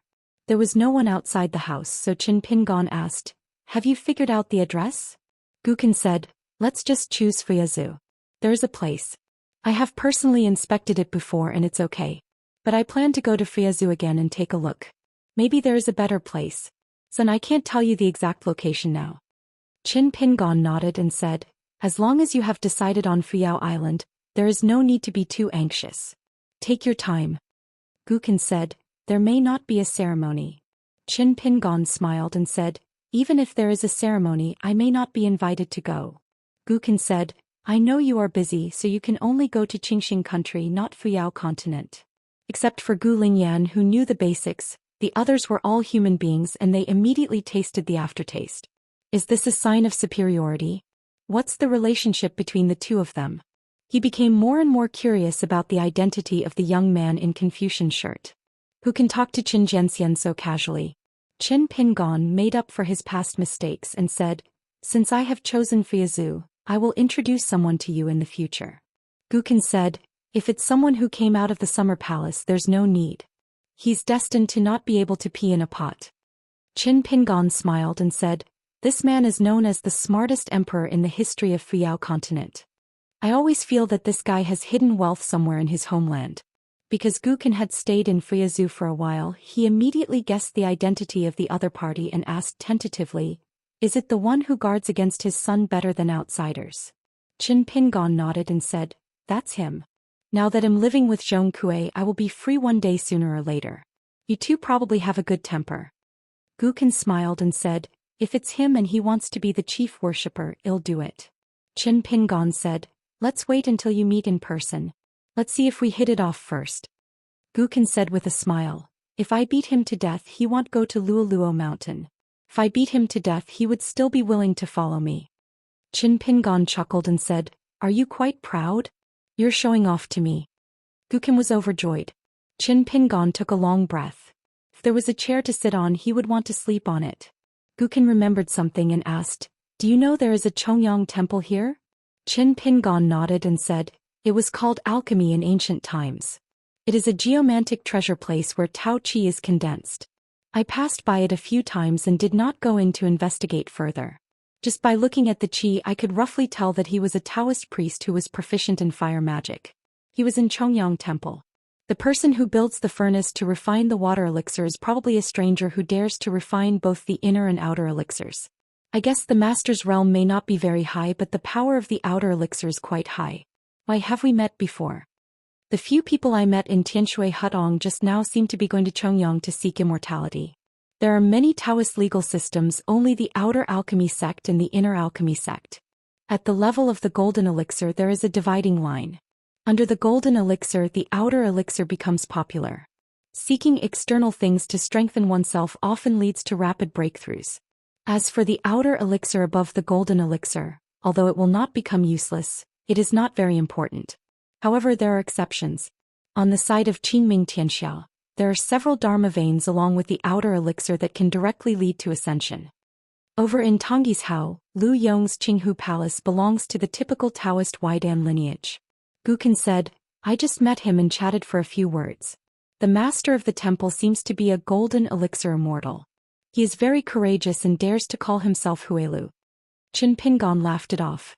Gu Lingyan said softly, "It's not like Qingming Tianxia. There is only one Taoist name and you can't take it without permission. It's a unique one and it's as valuable as the Road of Hadao. In Haoran Tianxia, besides the genealogy monks, there are also Taoist names. It's not just random." Qin Pingon nodded. Gu Kan stopped talking about the matter, changed the subject and asked, "Would you like me to use the 3-mountain talisman to go to Zhenwu Mountain and call Lu Xianyang over?" Qin Pingon nodded and said, Then you go and come back quickly, I will be lazy and wait for you here. Lu Xianyang once overturned Lu Chen's fortune-telling stall and clamored to beat him every time he saw him. In the past he didn't know the identity of the Taoist priest with the lotus crown, so he wasn't afraid. Now even though he knew it was Lu Chen, Lu Xianyang was still not afraid at all. After Gu Kan left, Qin Pingon took out a talisman from his sleeve, turned it into a stream of colors and quickly swept out of the house. When the talisman landed on the ground, it was Wu Di, a middle-aged Taoist who was already in Chongyang Temple. Outside the wall. The main reason is that he is worried that Gu Kan is inadvertently involved in some kind of cause and effect. Qin Pingon needs to find out and see it with his own eyes before he can rest assured. Besides, when he met those Shanjiao people in the Tianshui Hutong, Qin Pingon felt that this matter could be big or small. According to his custom, he still wanted to see to believe. Gu Lingyan just pretended not to know the reason. The hometown is wild and there are no rules, but there is no shortage of pride. Because of the lack of calculation, the kind of life-or-death friendship might be more than Howren's. But this was the first time she had seen such a relationship between Gu Kan and Qin Pingon. The old woman and several old members of the Ma family were still speculating on the identity of the young man in Confucian shirts. Although I have been assigned a place, I will probably have to follow that young man to earn a living, but as long as I don't follow Mr. Qin to Luopa Mountain, that's fine. Before Gu Kan left, he glanced at Huang Lai. You've knocked someone on me twice while I've been here. When I'm not here, if you still dare to act like this, I will accept you as a worshipper and then clean up the house on the same day. This kind of thing cannot be done by others, but I, Gu Kan, can do it very casually. Huang Lai seemed to feel guilty and quickly nodded in greeting. Don't worry, I will never give Sect Master Gu another chance to misunderstand. Inside Chongyang Temple the scenery is quiet. In the setting sun, the red ochre water turns into paper with patterns like runes, and the fish in the pond seem to be in a Taoist book, with the words "eatable gods" written in it. A solitary bird rushes into the waves, its shadow floating in the air. An old Taoist priest with a fluttering beard came up. Qing Fengxian, who turned out to be the owner of this place, noticed something strange in the temple. The old Taoist counted the cause and effect, and it was a mess. It was difficult to say good or bad for the time being, so he stopped his Taoist studies and walked out of the simple thatched hut. The old Taoist steps on the square steps, very majestic. What he saw was a middle-aged Taoist priest admiring the scenery by the water. I don't know if they are peers or fellow travelers. The old Taoist was not sure of the other party's intention for a moment. If the Taoist temple was closed all year round, there were no friends in the capital who came to visit, and no faithful men and women who came here to burn incense. So the other party either climbed over the wall uninvited or, he is a Taoist who really has magical powers.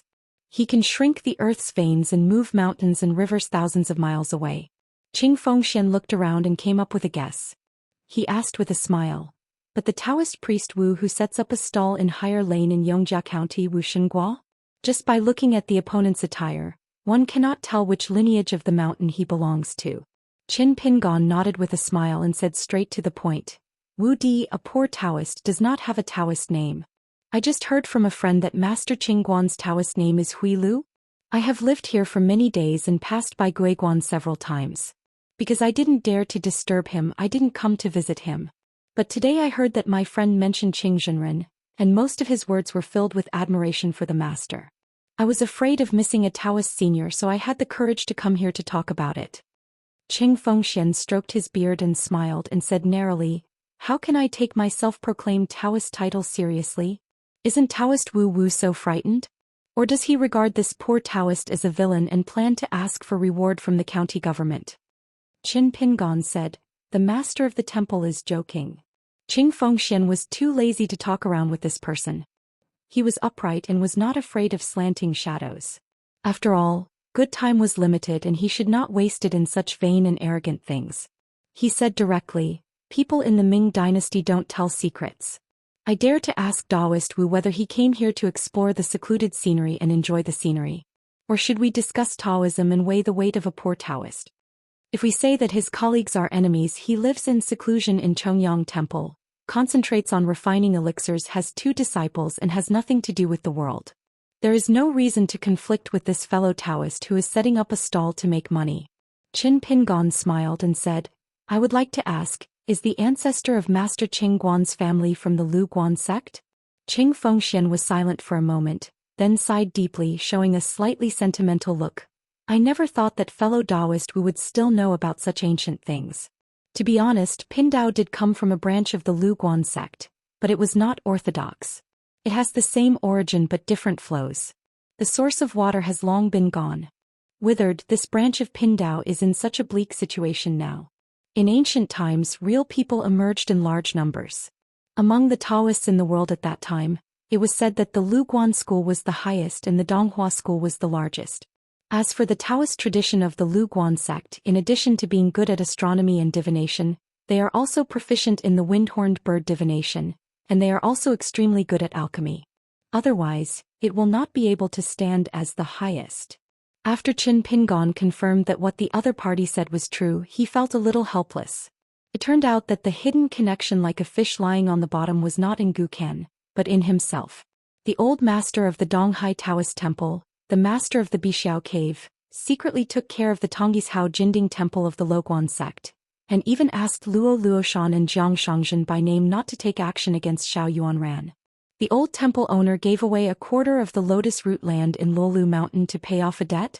Do I need to repay an interest in Chongyang Temple first? I wonder who among those three people from before, going back further, would not be involved in a certain ancestor of the Luguan sect?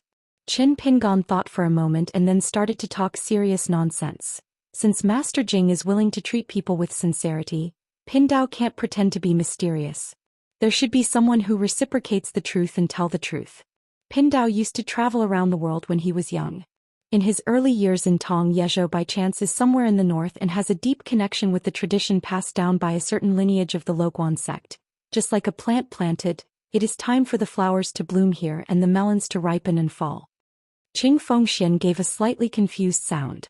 He was obviously hesitant and didn't dare to believe it.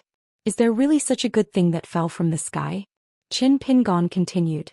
I am here in the capital of Yushuan Kingdom. The matter is over and I will continue to travel to other places soon.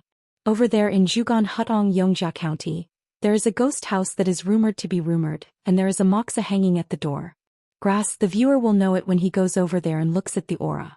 The owner of the house is called Shui Rui. Although she looks like a ghost, she is dedicated to advocating Taoism and has a clear spirit. The poor Taoist has stayed here for several months. Have a close relationship with her and call each other Taoist friends. She has quite a personal friendship with Tong Shinjun of Xie, whose is Dajuan. It is because of her that the poor Taoist was lucky enough to meet Tong Shinjun in the house. Qing Guanju is here after refining elixirs. You can take the time to go over and say that you and Wu Di are old friends. Qing Fengxian pretended to be calm and was amazed in his heart. The Taoist friend in front of him was so blessed that he could actually have a relationship with that Lord Tong. This kind of thing, especially in the Huashan realm, you don't dare to talk nonsense and put gold on your face, otherwise are you really not afraid of being struck by lightning? In fact, Qing Fengxian was not only surprised but also frightened. Just because his most important batch of elixirs was originally scheduled to be fired at noon during the Dragon Boat Festival this year. It was named Wuxia Fish in the Ancestral Elixir Book, and it was a batch of elixirs. As long as the medicine is successful, no more no less, there are only 2 pills, one is indispensable without one and even more cannot be achieved with more. The 2 pills just divide the yin and yang.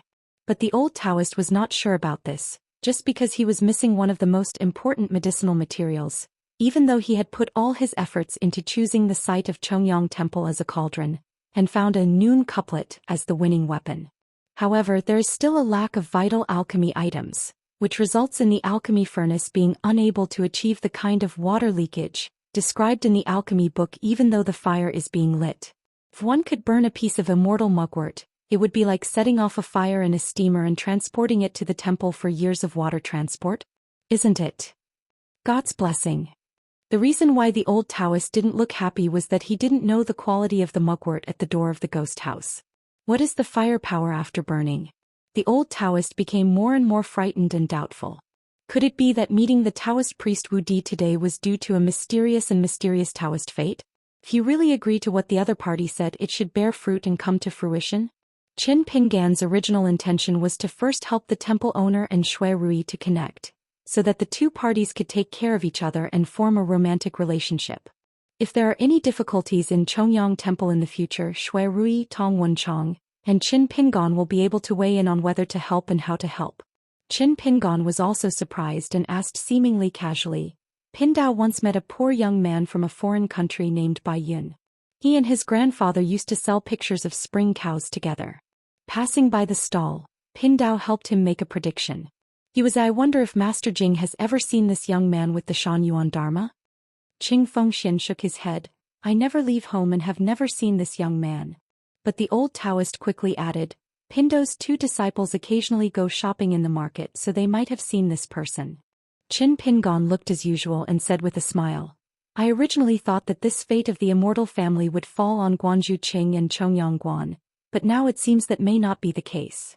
This is the advantage of having a high level, and the secret words in the hearts of others are as loud as thunder. The mugwort hanging at the door was given to Shui Rui by Lu Chen before, so that Qin Pingan's fight with Ma Kushuan would not make too much noise and accidentally hurt her soul as a ghost. Lu Chen came to Howren this time and he was busy looking for the noon fish that was hard to catch for the gods, which was the later young Ning Ji and now Qin Pingan's direct disciple. Could it be that according to the original context, Ning Ji, who had not been discovered by Lu Chen and Qin Pingan, would enter this Chongyang temple, and the young man would gain the favor of Qing Fengxian, worship him as his teacher and step by step, eventually embark on the path of spiritual cultivation? Qin Pingan laughed dumbly. Does this count as cutting off half measures and stealing the opponent's proud disciple? Did Lu Chen reach this level long ago and wanted to use that mugwort as compensation to indirectly help the old Taoist achieve perfection in alchemy? To settle a cause and effect? It seems that next time I travel to the Middle-earth Divine Continent, in addition to the Tianshi Mansion in Longhu Mountain, if I have the chance, I will also go to the Lu family in Middle-earth to borrow books and read. Qin Pingan smiled and said, It won't hinder the owner of the temple from entertaining guests. The old Taoist asked in confusion, Why do fellow Taoists come to say this? People of the Taoist sect are most particular about collecting the spirit, and will not easily release their spiritual consciousness. According to legend, only the Taoist sect who has stepped into the state of sensing between heaven and man cannot move the mind, but can communicate with the mind and be able to sense the outside world. The slightest change between heaven and earth. At this time, a tall but handsome young Taoist boy ran quickly to the waterside, slapped his head and panted, Master Jing, we have another visitor. Qing Fengxian smiled and praised, Wu Daoyu is really a prophet of the future. Perhaps because he noticed the playful look in Taoist Master Wu's eyes, the old Taoist felt a little ashamed.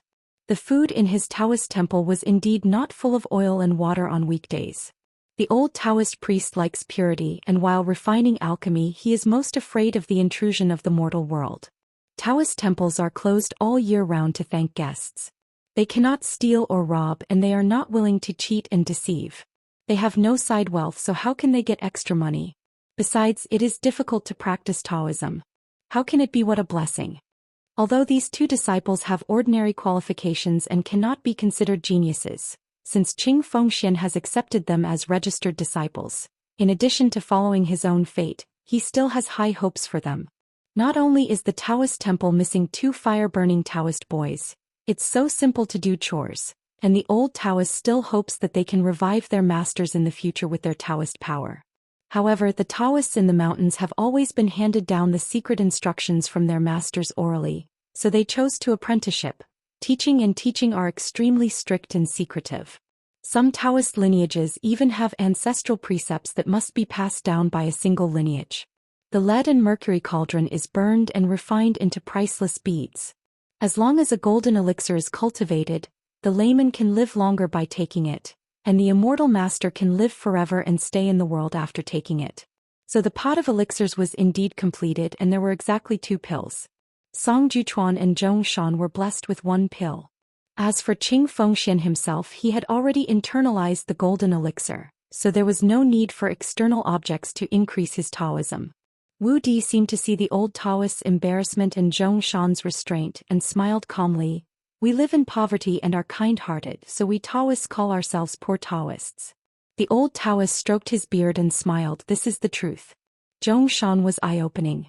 It turns out that we Taoist priests also have a reason to be poor?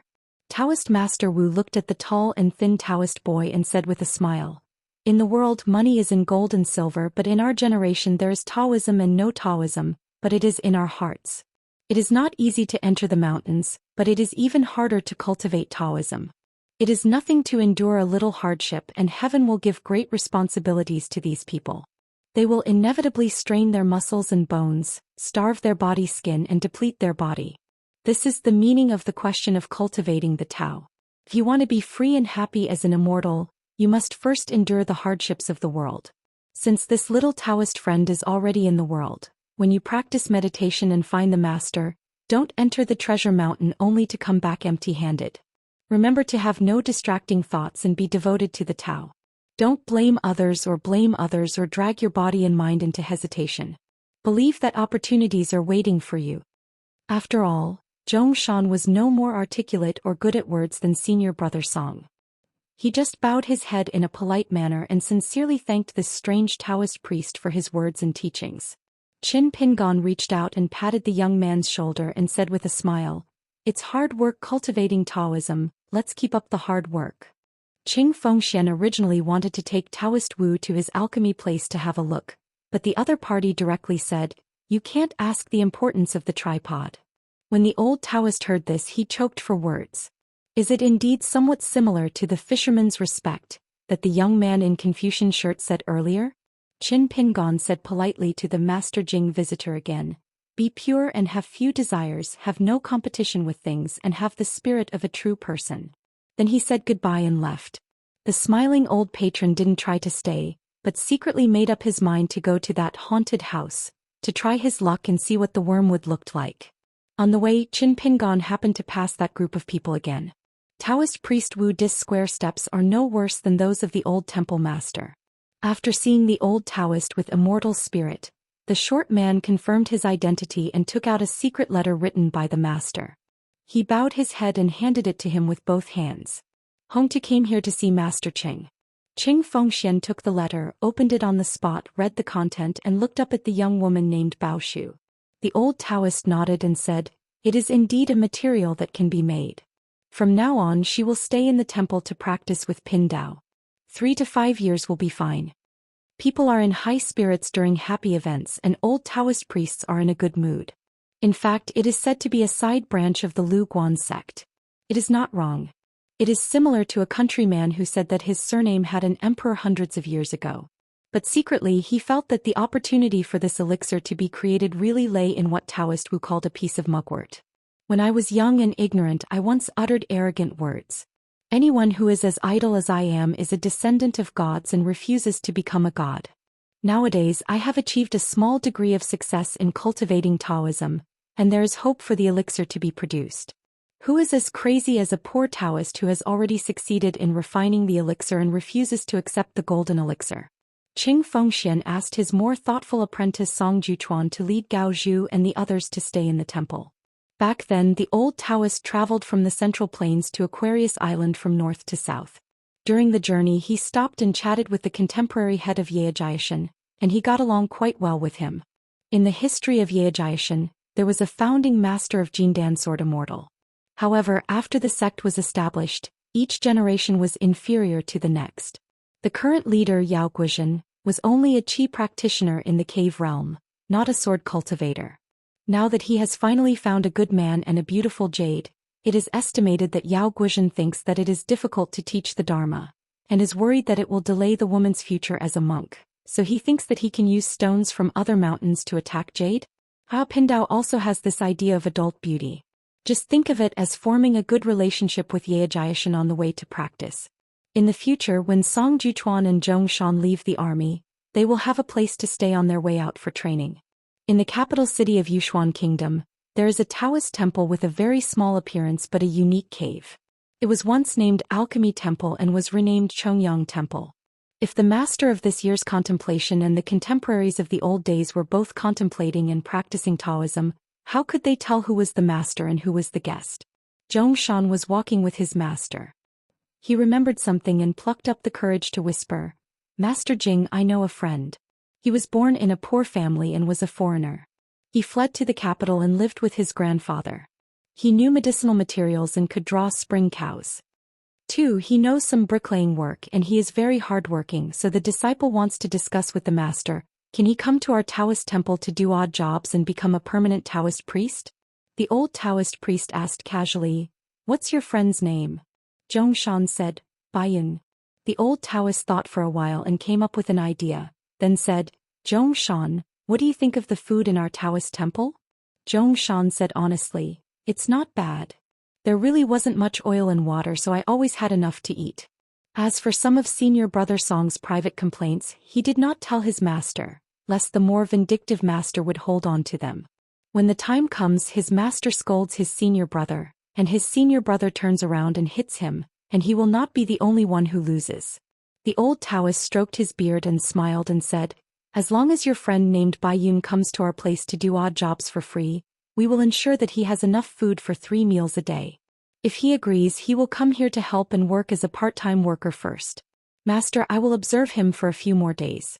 If he is really honest, it will not be difficult for him to become a resident Taoist priest.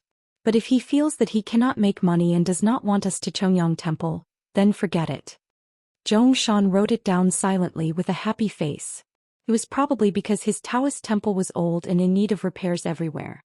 The reason that Senior Brother Song came up with for him the phrase, I know how to do some bricklayer work, worked hard and convinced the master. Thousands of energy and phenomena circle around this place. Ancient immortals created this pavilion. There is a huge stone outside the pavilion, the top of which seems to have been cut into a platform with a sharp tool. Sitting on the stone platform was a burly middle-aged Taoist with a curly beard and skin glowing with the color of mutton fat jade. He seemed to be exhaling and exhaling. There were 2 lines of white smoke hanging from his nose, like a white snake hanging on the wall. There was water around him. It was foggy, and when the Taoist suddenly opened his eyes were gleaming with light so terrifying. The burly Taoist priest spread out his palms, looked at the lines, discerned the mountains and looked at the 4 seas. Since he is a person who can see the mountains and rivers, the key is that he can also look at the qi at the same time. Numerology is in the dark, people and things are as new as before, and there are no doubts everywhere. Everything is like the past. There is a pair of boys and girls sitting in the pavilion. Both of them are so beautiful that they forget the vulgarity. The handsome young man with a dragon beard and bangs, with a face like a crown of jade, sword-shaped eyebrows and starry eyes, with a long sword across his knees at this moment, can be included in the book and become a talented man or a young knight. There is a girl beside her who is charming and beautiful. Her appearance is so beautiful that people are at a loss for words. They were not surprised to see this scene. This master, whom they had just met for less than a year, once learned the nose-locking technique from an unknown stranger from ancient times. It's just that they have all kowtowed too much and learned skills from their masters, but they still don't know their master's name or sect. Is this a weird rule unique to the gods on the mountain? Moreover, the master only said that he was honoring the order of his sect and was going to Huzhou, northwest of Dali, to save a person who was born with immortal roots and bring him back to the mountains. He would definitely be able to bring glory to the sect one day. As a gift for accepting disciples, the Taoist priest once gave them a gift, 1 long sword and 1 short sword. He took off the long sword and gave it to the young disciples. It was about 3 feet 4 inches long. The sword bag is old, colorful and beautifully carved. However, the master did not reveal the name of the sword. He only said that it was a famous sword from ancient times. It was forged by a real person on land in a great mountain. He blew the hair on the edge and cut iron like mud. This sword can be bent and stretched and only needs to be wrapped around the waist when not in use. It was once a sharp weapon used by Taoists for self-defense in the early days of mountain climbing. No matter how ignorant the young man is, he still knows that it is a treasure. Normally, he only needs to pull out the long sword 2 feet from the sword pouch, and he will feel the crystal light shining in his eyes. The middle-aged Taoist gifted the young apprentice a dagger, but he never mentioned its origin. He just told them to get close to the sword on weekdays and nourish the sword's energy with their own Tao and temperament. Naturally, the 2 of them couldn't understand the meaning of Tao Qi and Sword Qi, but they just figured out a reason. They thought it was the same as that person's theory of raising jade and jade raising people. They just got along day and night and played with each other from time to time. So every night when the girl goes to sleep, she will use the dagger as a pillow. After the Taoist priest opened his eyes and spread his hands, he glanced down and frowned slightly. However, he quickly regained his Taoist heart and closed his eyes again. The girl whispered, "Senior brother, Master only practices Qi day and night without taking a break. Master can live without grains and not eat whole grains. However, in this Taoist temple we have to climb over the wall to come in and out like thieves. Why on earth? Why are we? Why don't you go directly to Huzhou to find someone?" The young man looked indifferent, shook his head and said, "How can I guess what Master is thinking? Both parties have been practicing martial arts and practicing Qi for less than a year, and they have reached a proficient level in light body kung fu. They can jump between the walls as fast as an ape, and move faster than a flying bird in the mountains and forests.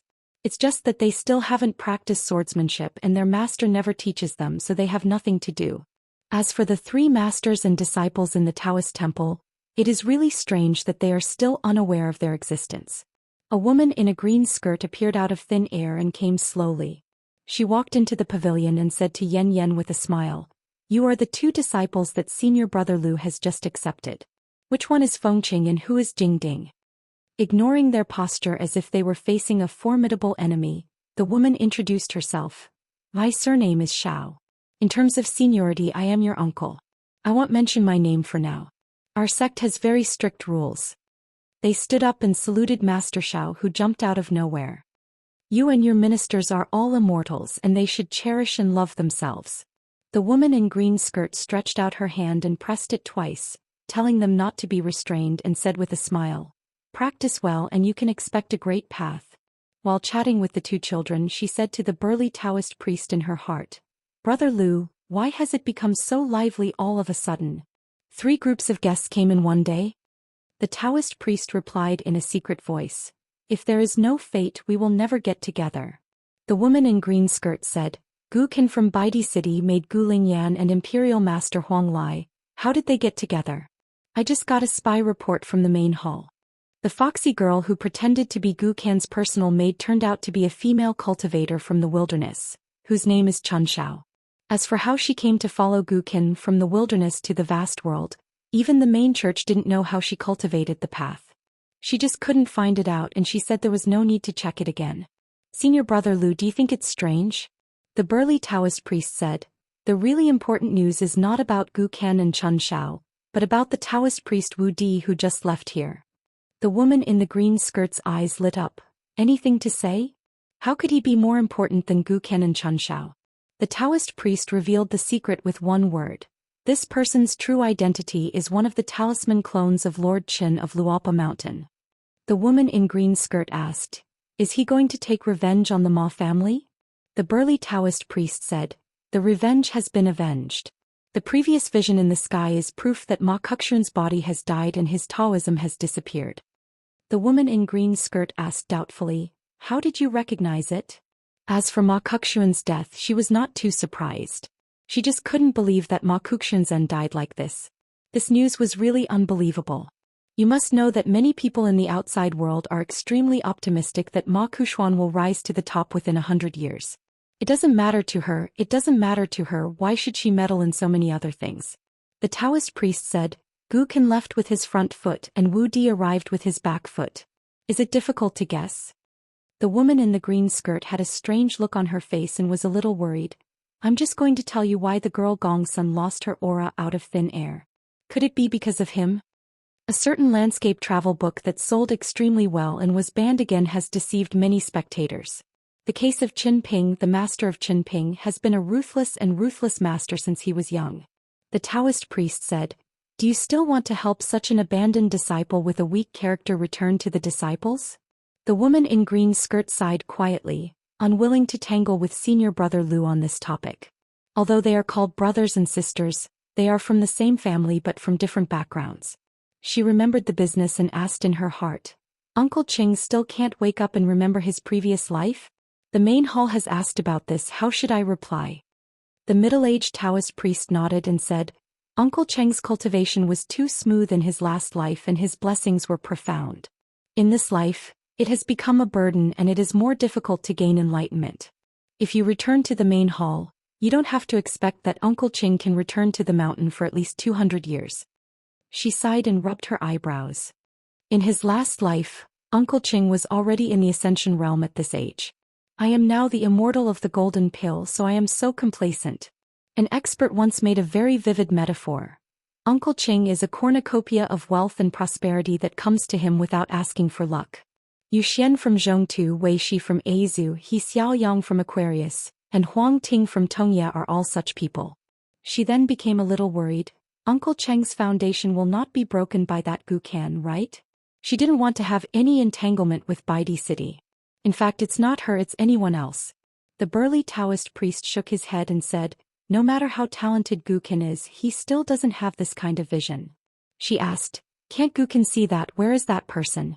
It's true that Uncle Qing has self-proclaimed his Taoist title Hui Lu, which can easily make people suspicious.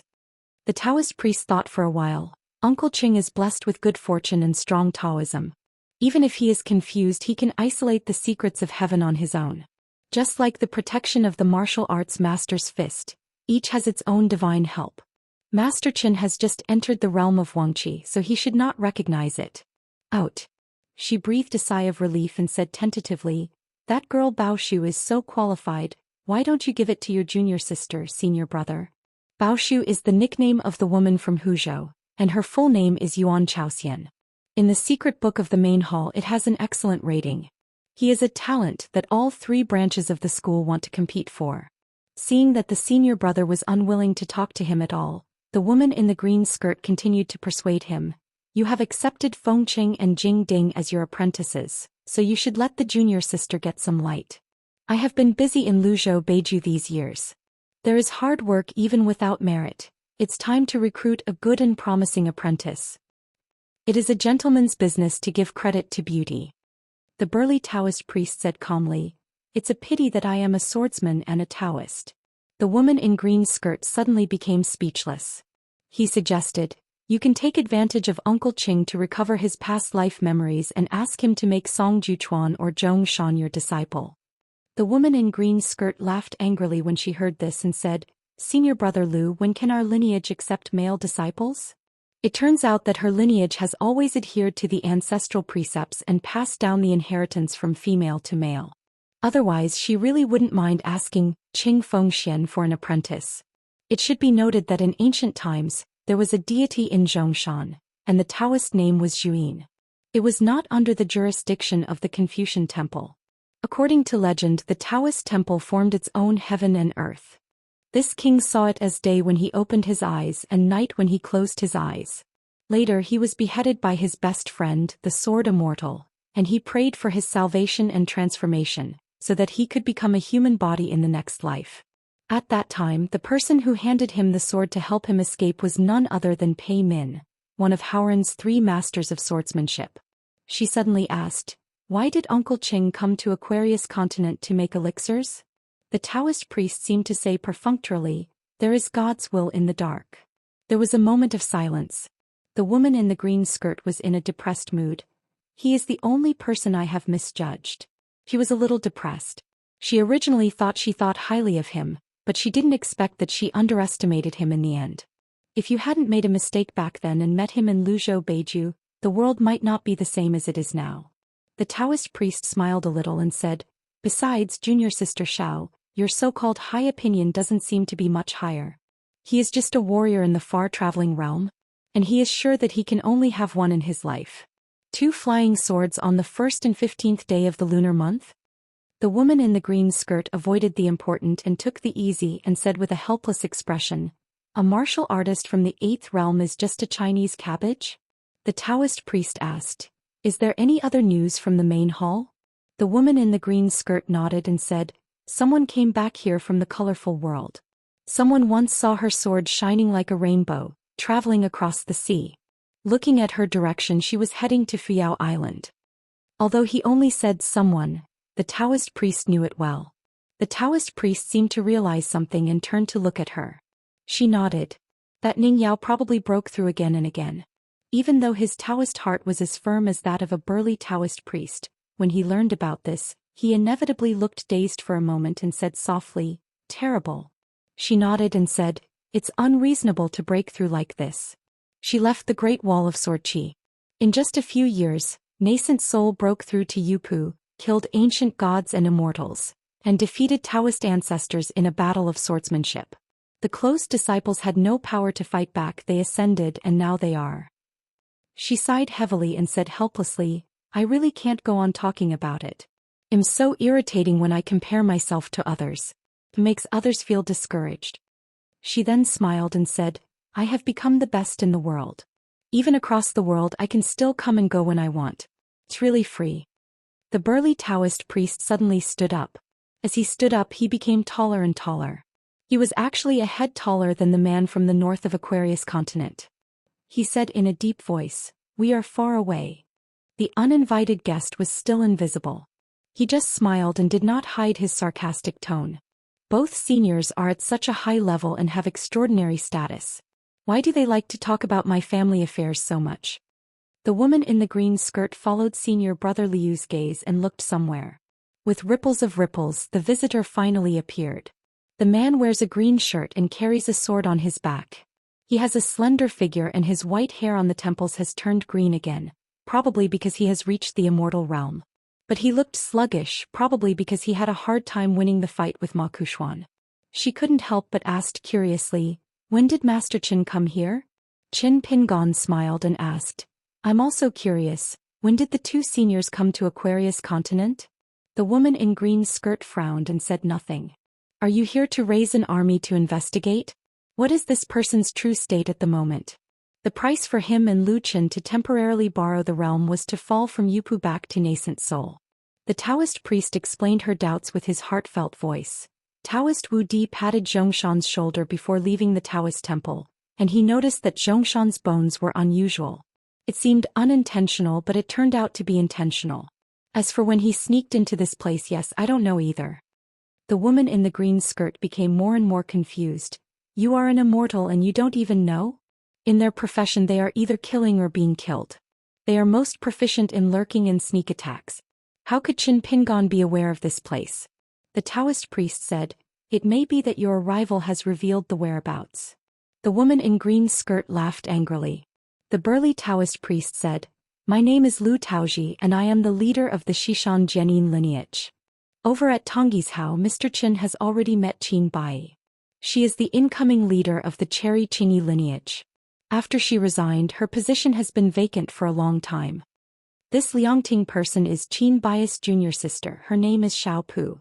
There is no Taoist title in our sect. Even if we are not from the same lineage, we are mostly based on seniority. Xiao Pu's appearance is just that of a middle-aged man. His skin is slightly yellow, but he has an awe-inspiring and solemn demeanor. She wore a wooden hairpin on her head, wore a cotton coat and a pair of cloth shoes. She smiled and said, If you imitate the flying Fook, you will be ashamed to be the swordsman. Qin Pingon was indifferent. Although the boys and girls in the pavilion could not hear the words of the three people, they were all very curious about the identity and origin of the swordsman in blue. Fengqing, a young man with his sword on his knees, looked on coldly at the uninvited guest.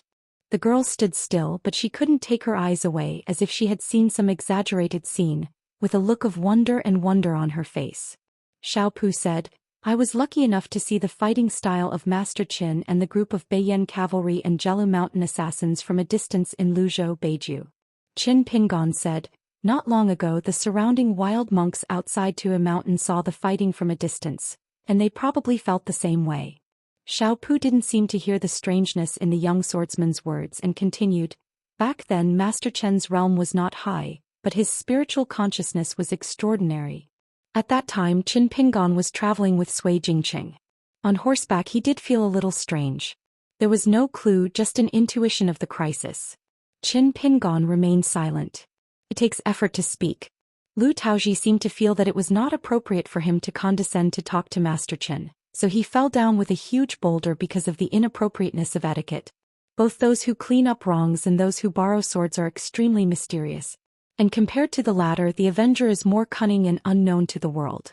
Just like the assassin praised in Bai Yes poem, he truly kills people in 10 steps and leaves no one behind.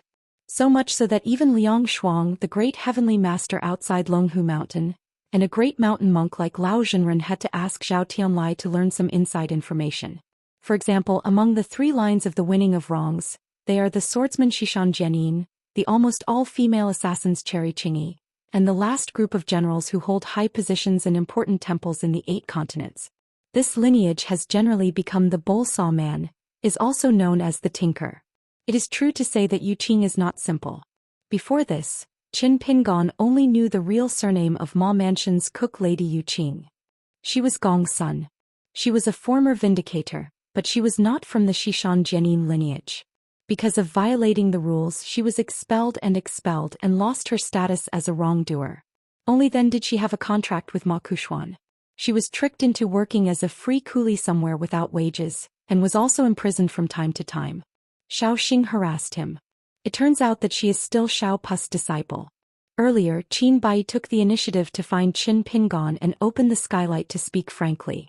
The Xishan Jianin lineage, whose identity and actions are extremely secretive, once wanted to put the general helm in Aquarius continent.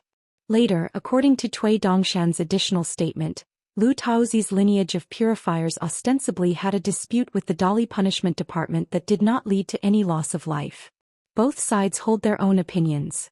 The meaning of the Dali Punishment Department is very simple. It is up to the Dali dynasty to decide whether they should kill and when. In the final analysis, Lu Taozi and Cui Chan have different governance concepts. Qin Bai once took the initiative to invite Qin Pingon to be the chief guest minister of the Xishan Jianin lineage in Tongyi's Hao, and was even willing to recommend Qin Pingon to become the supreme guest minister of the main hall of the wrongful persons together with his senior brother Lu Taozi. Qin Bai's so-called junior sister, Xiao Pu, was the one who cut off the head of the late emperor of the Yu dynasty of Tongyi's Hao with her own hands. In fact, the most significant thing about Qin Bai at that time was her statement that there are also dead men in the rest of the world. This means that the Manhuang, Qingming and Wuxia worlds must all have secret chests belonging to the 3 veins of the wrong-washing people, but the lines are just different in length. But even so, Qin Pingon still pretended not to understand what Qin Bai said. Qin Bai was also an upright and cheerful person, so when he saw this scene he didn't say another word. Xiao Pu had nothing to say and Qin Pingon didn't want to talk. Lu Taozi has a special status and must carefully consider every word, and words should not be too casual. There was a moment of silence. It was Qin Pingon who was the first to break the silence. Ma Yueme of the Ma family. Among the female swordsmen she trained, there is one named Chun Wen. Is she the one that Senior Xiao has chosen? Xiao Pu was full of energy and was worthy of being a young hidden official who was good at seeing subtle things. She nodded and said, Mr. Chen's expectation is correct. She is indeed one of the candidates. Qin Pingon continued to ask, enshrined in Qing, she was once one of the cherry green clothes? Xiao Pu said, her real name is Gongsun Lingling and I had high hopes for her. However, she was expelled from the Zhulan Hall because of a trial where she did not distinguish between public and private matters, vented her anger and killed indiscriminately, causing harm to others and violating the precepts. There are 3 lines of purifiers. In addition to the 3 hall leaders who perform their own duties, there are 2 leaders in the main hall, with no distinction in terms of status and authority. They are respectively the one who holds the situation and the one who holds the lantern. The Uncle Qing mentioned by Lu Taozi and Xiao Pu is the latter. Before the rise of the Fire Dragon Master, he was the #1 fire master in the world. It turns out that their assassination methods are divided into day and night. One is to kill in public in broad daylight. Revenge for the weak, redress the injustice and see the light of day again. One is to sneak around at night and kill people quietly and covertly. Even if the night falls, the truth is still clear. Qin Pingon looked at Lu Taozi and said with a smile, I don't seek fame or fortune. I wander around in the world of mortals, find people to save, help people in danger and rescue those in distress and do justice for heaven. It is indeed respectable. Lu Taozi said with a smile on his face, there is a long way to go. Xiao Pu felt that there was something in Qin Pingan's words and it didn't sound like a good word. In this matter, the young hermit official has a good reputation. Qin Pingan asked, it is said that Xishan Jianin's lineage was sent out of the country by my senior brother as a gift? To say something sarcastic? If I didn't really recognize what you are doing, why would I be willing to talk to you here so much? Lu Taozi did not hide the matter and exposed his shortcomings. I had a discussion with Cui Chan about governing the country. Unfortunately, we were not in the same camp. In the end, Cui Chan thought that I was an old acquaintance with someone. That's why he didn't kill our Xishan Jianin Itong. Facts have proved that Cui Han is right. Qin Pingon hesitated for a moment but still didn't say anything. There are not many people who can be regarded as friends by Senior Cui. Lu Taoji said, I once met a scholar named Cui in the Middle-earth Divine Continent. I don't know why he was sometimes sober and sometimes confused. However, our words were congenial and our personalities were compatible. We walked a journey together through mountains and rivers and traveled together for several times. It was a moonlit night and we drank a lot on the road. Neither of us asked about each other's identity, nor were we curious to explore. When we parted, we still only knew each other's last names. Speaking of this, Lu Taoji showed a little sadness. I was just wondering about something. As a scholar, Mr. Cui has great knowledge, but his boxing skills are even higher. I recall those days when the world was covered with snow, and I would travel alone with my sword. We would meet by chance and we would feel like old friends at first sight. We would go to a restaurant together if we wanted to ask what was on our mind. Qin Pingon corrected him. Senior Xia's boxing skills are extremely high, but he has never surpassed his knowledge. Lu Taoji nodded. When I mentioned this matter to Mr. Qin, I had absolutely no intention of using emotion because I couldn't do it with reason. Qin Pingon smiled and said, Senior is worrying too much. Lu Taoji then continued, although junior sister Qin failed to persuade Mr. Qin, I still refuse to give up.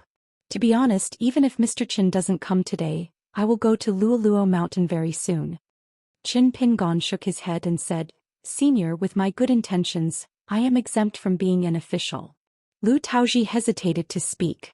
Qin Pingon said, if it's just to bring up old things and chat about the past, I would like to personally invite Senior here to have a drink at Luoluo Xianxia. Lu Taoji shook his head instead. Is there really no room for negotiation? Qin Pingon said, if anything, we are already drunk by now. Bargaining with others is not my specialty. Xiao Pu stretched out a finger and raised his eyebrows. Qin Pingon turned his head and glanced at the girl. Jing Ding pretended to be calm and smiled shyly. Qin Pingon just smiled and didn't care about anything with her. Like Pei Qian, she seems to have the ability to see through other people's minds. Or is it because of the magical power of her natal flying sword? If we say that the Daoist cultivators on the top of the mountain are all quietly fighting for the crossing, they are all carrying buckets to collect water, according to their own means. So now all the major sects in the world are robbing people overtly or covertly. Fight for those who have become famous and are on the mountain to immediately strengthen the sect. Of course, we also fight for the embryos of monks who have not yet entered the mountain to deepen their foundation and strive to achieve success gradually over hundreds of years. For example, Qi Tingji's Dragon Elephant Sword sect is competing with the young hermit official for the group of sword immortals hiding in the wild world. Of course, this is a battle between gentlemen, and it is far from causing a red-faced incident.